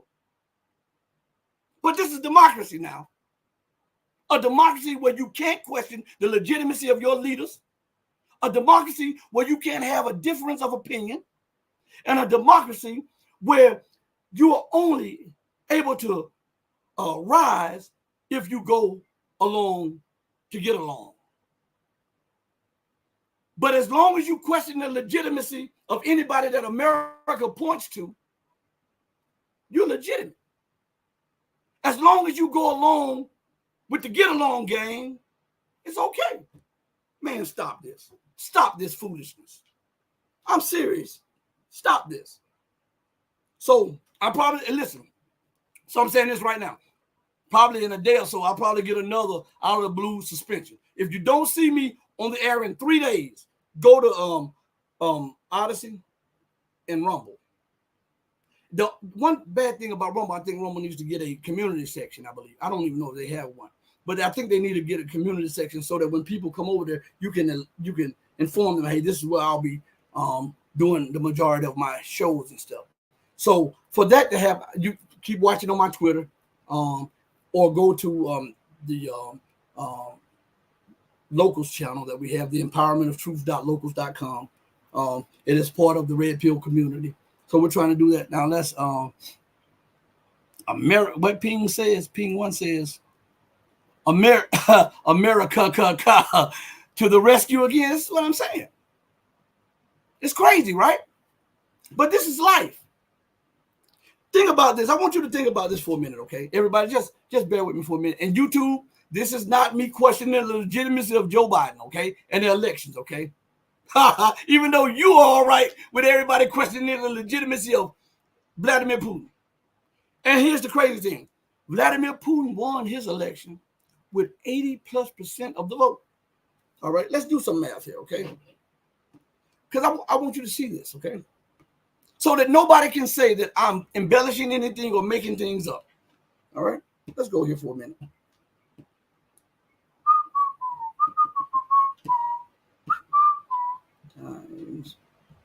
So listen, there are reports saying that Russia is between 150 and 68 million people, right? All right, now let's just say we're not going to give Vladimir Putin 85% of the vote. We're not going to give him 89% of the vote. We're just going to give him 80% of the vote, okay? All right? So now, if Vladimir Putin, and this was verified by international organizations, won 80+% of the vote for his presidential election, 80% of the vote of 165 million people means that 132 million of them voted for him. Let me say that again. If the population of Russia is 165 million people and 80+% of the people voted for him, according to mathematics, not according to Rashid, not according to the State Department, not according to the Defense Department, not according to the White House, not according to Capitol Hill, but according to mathematics, okay? That would say that Vladimir Putin has the backing of at least 132 million of the 165 million Russians. Wow. Guess what that means? That means that he has 3 to 4 times as much support in Russia than Joe Biden had here. But he's illegitimate, and Joe Biden is legitimate. Man, stop this foolishness. Stop it. Joe Biden is legitimate, and Vladimir Putin has 100. Now remember, I believe when it was contested between Trump and Joe Biden, and I believe they said Joe Biden got the most votes in the history of the U.S. Man, well, first of all, I'm not going to even go into that part because YouTube would definitely deplatform me. But check this out. They said he got the most votes, and they said it was, what, 70-some million people. In this latest round in Russia, Russia got almost twice that amount. Vladimir Putin got almost twice that amount in this latest election. But Joe Biden is legitimate, and Vladimir Putin is a dictator. Stop this. Stop this foolishness, bro. Stop. Stop this. I don't understand. Stop that. Math, look at this. Math is real. All right. And Joe Biden approval rating is at 30. Well, you know how they're going to bump it up. 30 or 40%. This dude is the only person I know that approval rating continues to drop, and yet he never drops below 40%. Tell me, how is that even possible? When you start at 40-some% and every month your approval rating drops by 5 and 10%, how in the hell can you still be at 40? I'm just asking. But that's just me. I'm not talking about the elections. I'm talking about the approval rating. So YouTube don't start with this foolishness. Okay? Now, guess what? This same dictator, Vladimir Putin, has at least 4 times. At least, I didn't say it was 4 times. I said at least. That's the bottom measurement. The approval of Macron and Scholz. Macron of France, Scholz of Germany. He has about 4 to 5 times as much as Sunak in the UK. But they are legitimate, and he's a tyrant, a dictator. Man, stop this. See, when you put facts up, this is why they deplatform. This is why they demonetize me. This is why they suspend me and ban me. Because I'm going to put facts up for you. You can argue with Rashid all day long. But guess what? You can't argue with facts. If you do, you're just letting the world know that you're a fool. So that's what's going on. So before I get off the air, I've been on here for 2 hours. God, for an hour and 42 minutes. I didn't even know that. But we're going to go a little further because it's something I want to get to. All right? And everybody, listen, I want to thank each and every one of you for giving me this 2 hours because I could have been here talking to the wind. But you've been right here listening and indulging and even communicating back and forth with me in the chat so that this makes this works better. It makes it work better. And I appreciate that because your time is the most valuable commodity. And I'm hoping that with our exchanges, that when you leave the show, you'll have a equal or greater value to the time that you spent with me, okay? From the bottom of my heart to the depths of my soul. I mean that. I mean that. So listen, let's get to something real quick that's very important that I should have addressed in the beginning, but I had to tell the people why I was not on the air, all right?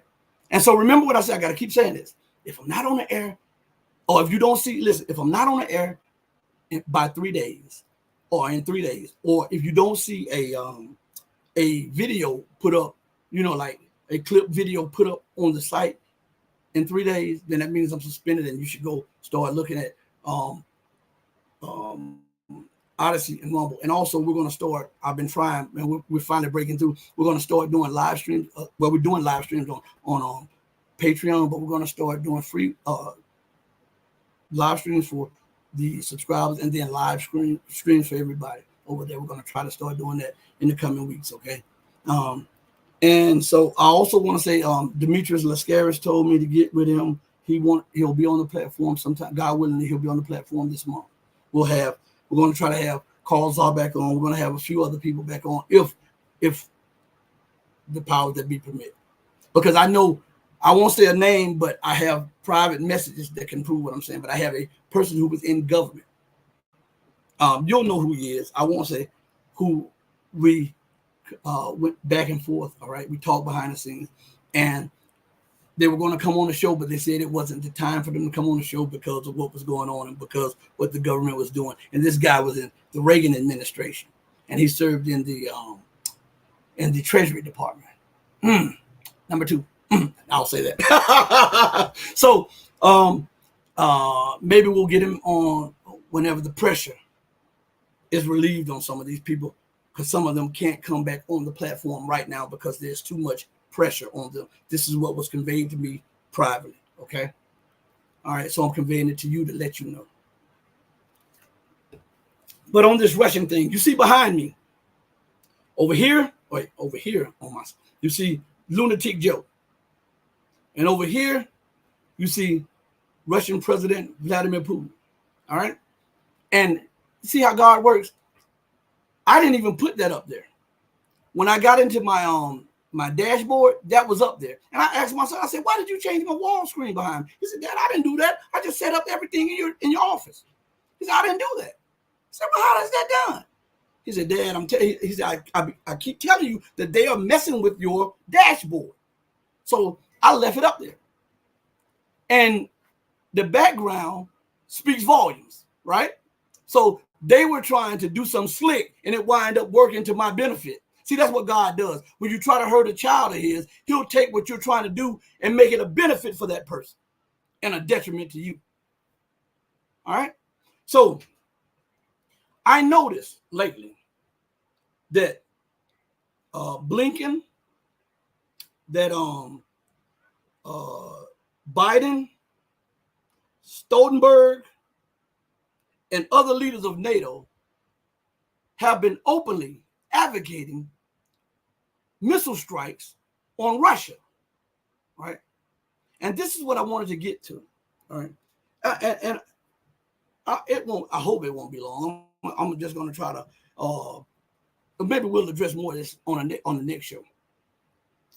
And they've been advocating these strikes, and everybody's saying that now America is getting more desperate, and now this is happening. I want to tell you something. I want you to do some research. When I was listening to all of the alternative media and their descriptions on this, when I was banned from presenting my view on this, I did a Google search, right? And it's easy for anybody. This is what I'm telling you. You got to be lazy not to be able to do this. Because I am dumb as a brick when it comes to technology, but yet I can do a Google search and find this. So I just put in Victoria Nuland. And I put in, let me see the words that I put in. It should come up as soon as I put in Victoria, and the words will come up. I put in these searches with Victoria Nuland there. I put in Victoria Nuland threatens Russia with nasty surprises 2024.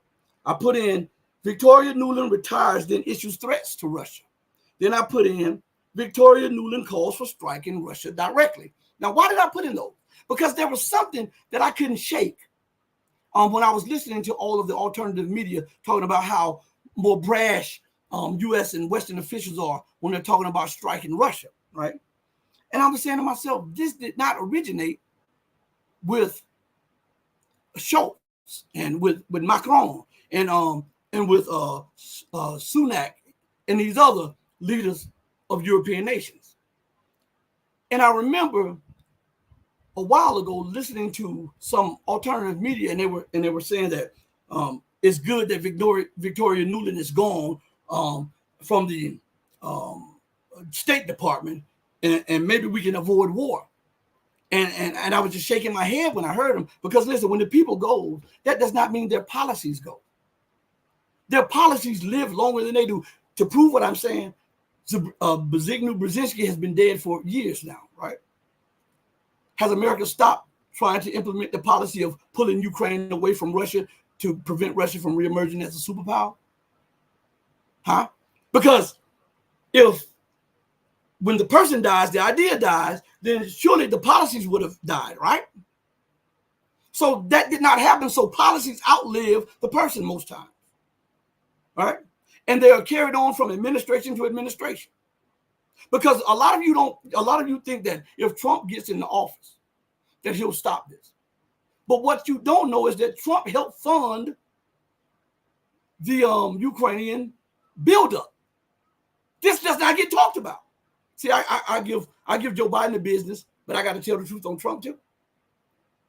Trump allocated money for Ukrainian military buildup, because remember, before this war took place, and Joe Biden took office, Trump was president, right?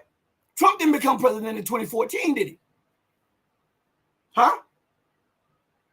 He was the president before Joe Biden.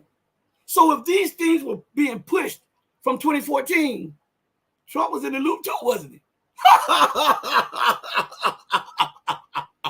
See, what I'm telling you, listen, don't believe what these people are telling you. Right? Think through the fog. And I know this might hurt some people, but this is the truth. And you can look at, I forget who it was that gave some of the evidence, but Trump is one of the people who helped finance the Ukrainian military buildup. He talks a good game about after Obama. Was it Trump?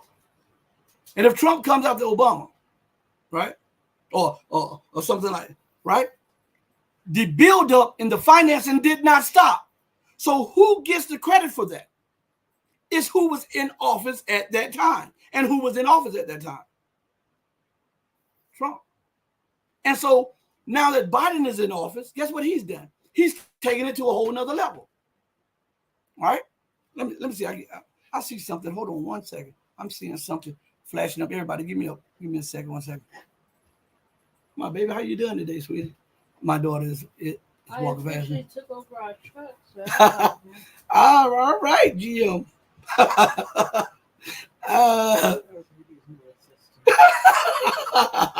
I'm sorry, everybody. My wife and my daughter just walked through my office area and walked. Okay, my daughter, 18 years old. All right, she became a manager at 17, and now she's a GM in training. You know what I'm saying? This is what I'm trying to tell you. It starts at home. You got to try to teach these children a good work ethic and put morals in them.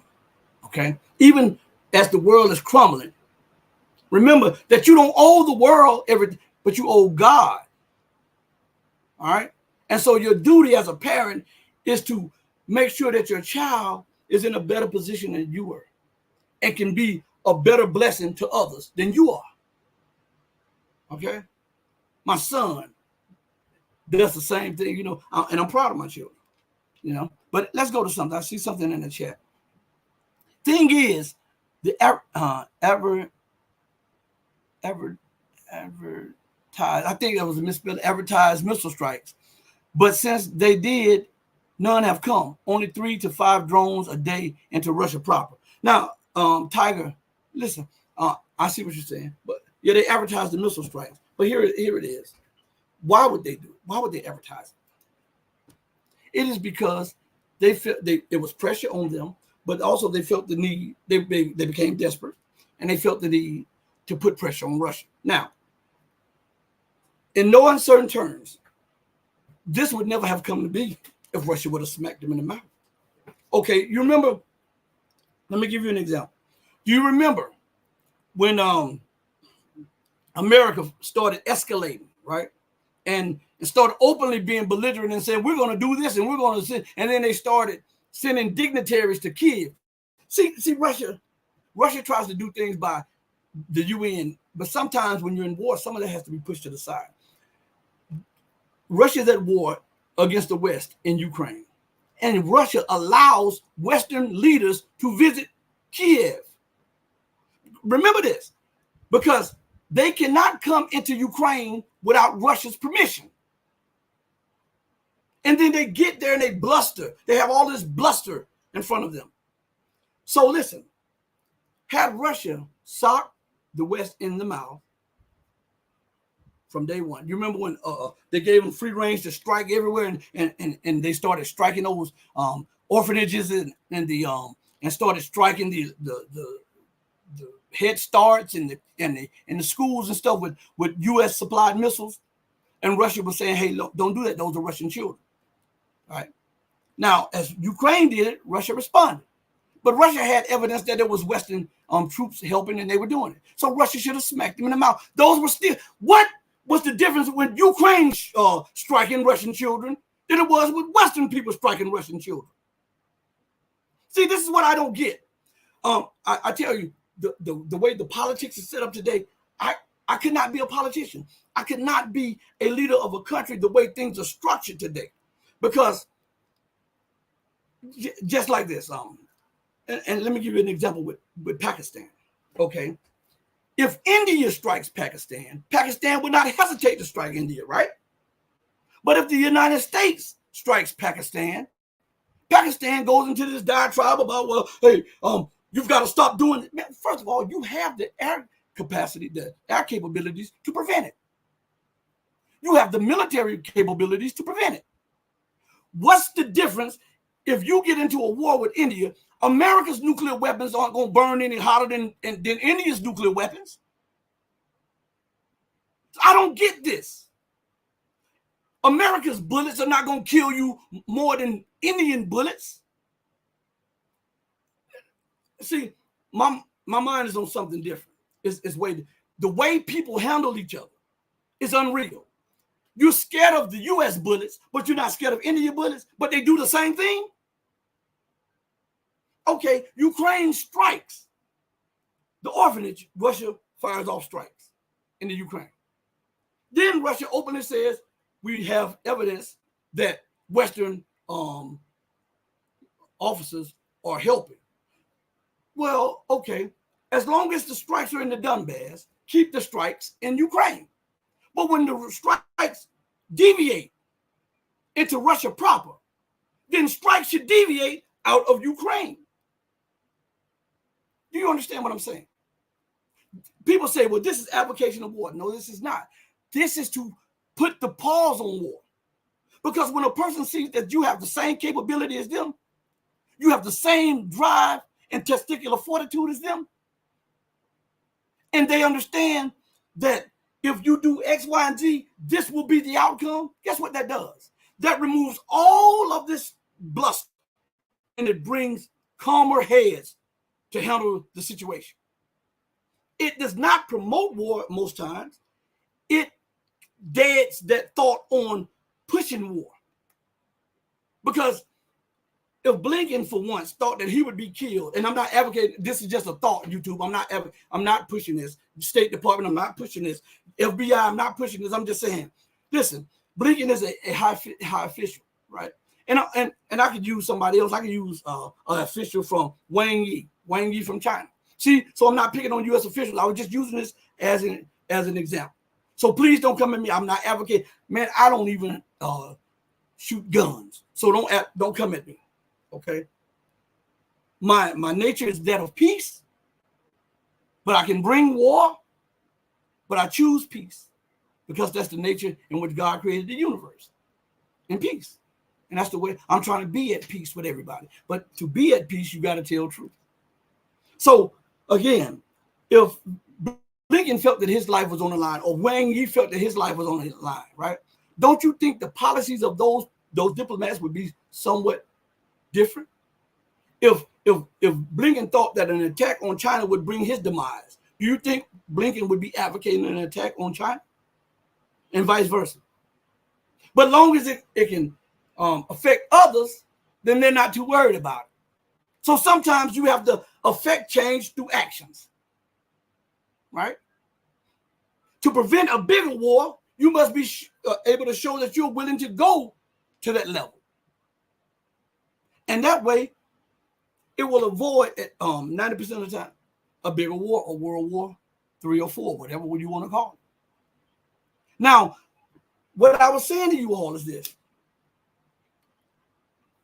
Victoria Nuland was the one advocating strikes into Russia. That's why I put it up in there, and I wanted to save it so that I can show you all. So if she's number 3 at the State Department, if she was number 3 at the State Department, then how the hell is the United States pushing her policy? And remember that Victoria Nuland, her husband, Richard Kagan, is a senior fellow at one of those think tanks, and then Victoria Nuland and her sister and her in-laws started the Institute for War think tank, so they have influence. And remember who her mentor is: Hillary Clinton. You understand? And Hillary Clinton had been advocating strikes into Russia when she was on the campaign trail, advocating confronting Russia. And so Victoria Nuland was only pushing that because that was their thoughts. That was their opinion on what should take place. Now look what America is doing. Look who is advocating. It is no longer confined to those think tanks. It's no longer confined to Hillary Clinton. It's no longer confined to Newland. And Newland is no longer in the State Department, right? Then why in the hell is America advocating those policies now? Why is NATO nations advocating those policies? And why are European nations, their leaders, advocating those policies, which were initiated by Hillary Clinton and brought into public limelight by Victoria Nuland? And she's no longer at the State Department. Huh? Google what I'm saying, and then look at the dates of the articles. And you'll see all of a sudden now it's become fashionable to say, well, we only give Ukraine the right to attack military bases that strike them in Russia. Well, what Russia should do, because people say, well, Russia shouldn't attack America proper. Well, what Russia should do, and I'm an advocate for what goes around comes around, and as thou hast done, so shall it be done unto thee. If you advocate that, why isn't Russia supplying Assad and the Syrian Arab army with the wherewithal and the means to do just that with America, who is illegally in Syria and illegally occupying multiple areas of Syria? Huh? Why won't Russia say, you know what? We have decided that it is time for the Syrian Arab Republic to react, and they should have the capabilities to push out all invaders and occupiers. So we have transferred them, and whatever you tell them, you got them twice or 3 times as much. We have transferred them 30 Panzer systems, the Panzer II systems, about 10 the upgraded Buck systems. We have transferred them on those Bastion coastal systems that'll keep them aircraft carriers at bay off the coast of Syria. All right, we transferred them S-400s and upgraded S-300s, and we have no longer put restrictions on the Syrian Arab Republic.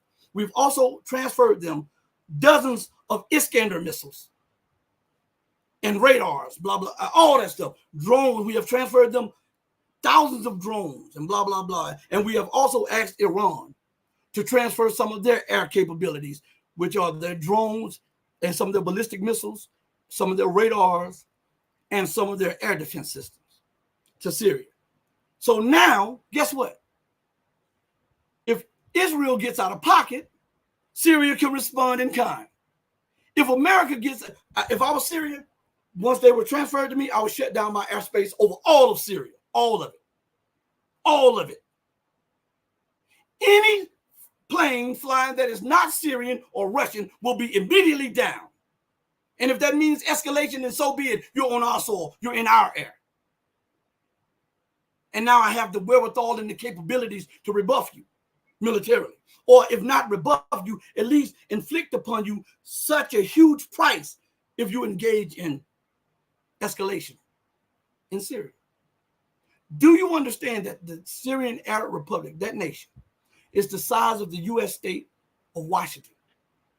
Not Washington, D.C., the U.S. state, Washington, on the West Coast. Do you know that the United States has almost 2 times as many bases in 1/3 of Syria than they have in the whole of the state of Washington? You know that? Do you know that? If that is not imperial occupation, tell me what the hell is. And since America is advocating for Ukrainian independence and sovereignty, Russia should be doing the same with Syria. See, this is what I don't like about these, what some of these leaders do. They allow it to be pushed all on them. Get these people off your neck. Break the stranglehold. Show them that this is no longer a Western prerogative. This is no longer exclusively Western dominated. If you supply weapons over here, I'm going to supply them over here. If you allow them to strike over here, I'm going to allow them to strike over there. And guess what? As soon as a missile flies over in the Belgorod, I would give the go-ahead for Syrian forces to take Al-Tum, which is Syrian territory, which is illegally occupied by U.S. and U.K. forces. The area where they trained ISIS, and where that is the dispatch area, where they not only train ISIS, but where they use it, that area right there after training to then carried them to different areas of battle around the world. So you want to supply Ukraine with ATACMS? Syria, here's the Iskander. We'll see which one is more powerful. We'll see which one does the most damage. You want to supply the Ukrainians with F-16s? Here you go, Syria. Here's some upgraded MiG-29s and some upgraded Su-30s. Now, guess what? You've opened up a whole can that you can't close again. Because guess what happens? Israel loses aerial supremacy, which means that their military can no longer stand in a war against the Syrian Arab Republic, because the Syrians now have upgraded warplanes that are equal to and in some respects greater than Western supplied weapons to Israel. So now you've opened up a can. So you want to ignore my interests over here? I'm going to ignore yours over there. If you escalate here, I'm going to escalate over there. Guess what they'll do? If common sense prevails, that'll cause us to go to the negotiating table. If common sense prevails. But listen, if you don't do it like that, common sense will never prevail. And the empire will continue. If you give them an inch, they're going to take a yard. Until they're right smack dab up on you. And you've got to confront them. And there will be no way for negotiation. There will be a military conflict. So to avoid that, the best outcome is to do what I said. Right? Whatsoever, like down there in Colombia. America's been so-called fighting drugs. You sold Su-30s to Venezuela. What about all those other nations down in Latin America that need your help and they're looking for you, and they're opening up trade ties with you? Arm them too. America does not have the right to arm everybody else, and you can't arm somebody. You think about I'm telling you, the arrogance of the West is unbelievable. The British defense secretary, war secretary, had the nerve to say this the other day. Without a doubt. Matter of fact, let me see if I can pull this up. All right. Let me see if I can pull this up. All right.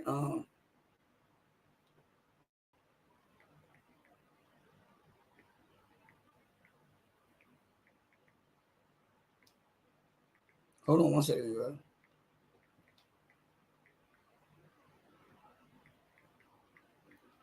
guys. Hold on one second.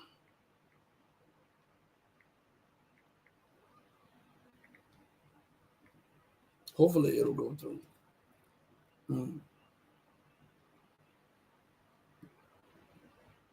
All right. I see it, but I don't see I see one right here. I'm trying to see if I can pull up that article, the exact article, because I want you to see what I'm seeing. Hold on one second, everybody. This is crazy right here. Britain at war with Russia. Man, if you don't sit your butt down, you at war with Russia. And let's see. Is that the guy? Yeah, the British secretary says there's no doubt that China is playing and I'm paraphrasing, China is playing a double game and it's arming Russia. Russia and China are, and if I was Russia and China, I would not even give that any thought. Even if China was doing it, I wouldn't even say anything in that respect. Who the hell is the Brits or the U.S. to say something about China giving or North Korea giving Russia anything when they are putting weapons everywhere? They've sold them to Saudi Arabia, to Qatar, right? To the United Arab Emirates, right? They've sold them even to Turkey. They've given them to Israel. They're giving them to Ukraine and boldly stating that they're giving them to them. So who in the hell are you to say what I'm giving to somebody else? And here's the kicker. See, some of you don't pick up on this. Check this out. What's crazy about all this is when we look at this situation about them screaming about China and North Korea giving weapons to Russia. Just right before the military operation, the special military operation, they were saying that Russia was giving weapons to China. They were saying that Russia was giving weapons to North Korea. Russia was giving weapons to Iran. And all of a sudden, the narrative has changed. Now, Russia's no longer that advanced now. So now, Russia must receive weapons from those nations. Man, stop this foolishness. Google what I'm saying. If you think I'm lying, Google it. Prior to the special military operation, which is taking place in Ukraine by the Russian armed forces, the U.S. and NATO were saying that Russia was supplying technology and weapons to North Korea, Iran, and China. And all of a sudden it flipped. Man, if you don't stop this foolishness, stop it. Let's see.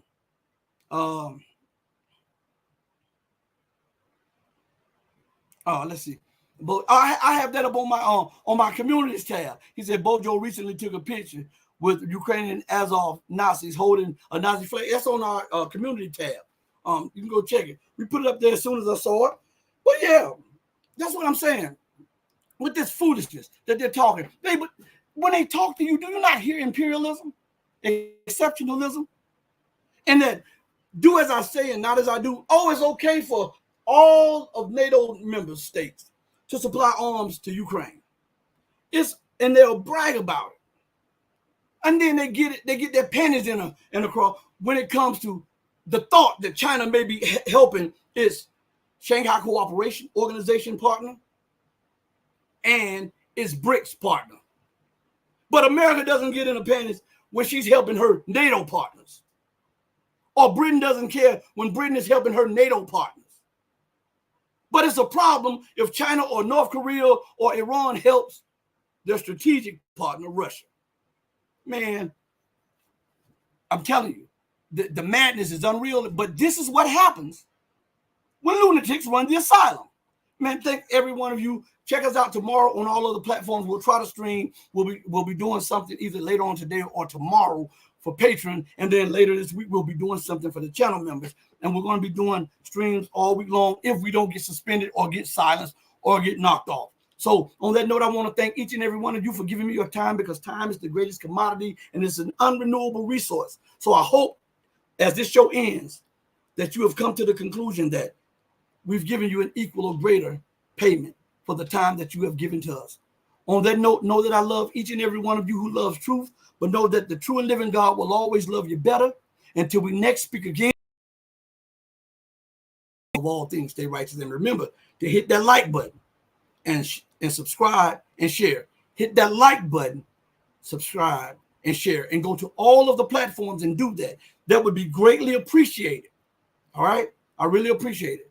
Thank you for joining me again on the most powerful platform for truth anywhere on God's green earth. This is your platform for education, elevation, and edification. And I'm your brother, host, and friend, Rashid. On that note, I go out the same way I came in. Hey, mama, your baby boy loves you more than life. Deuces, everybody. Thank you. I'm out of here.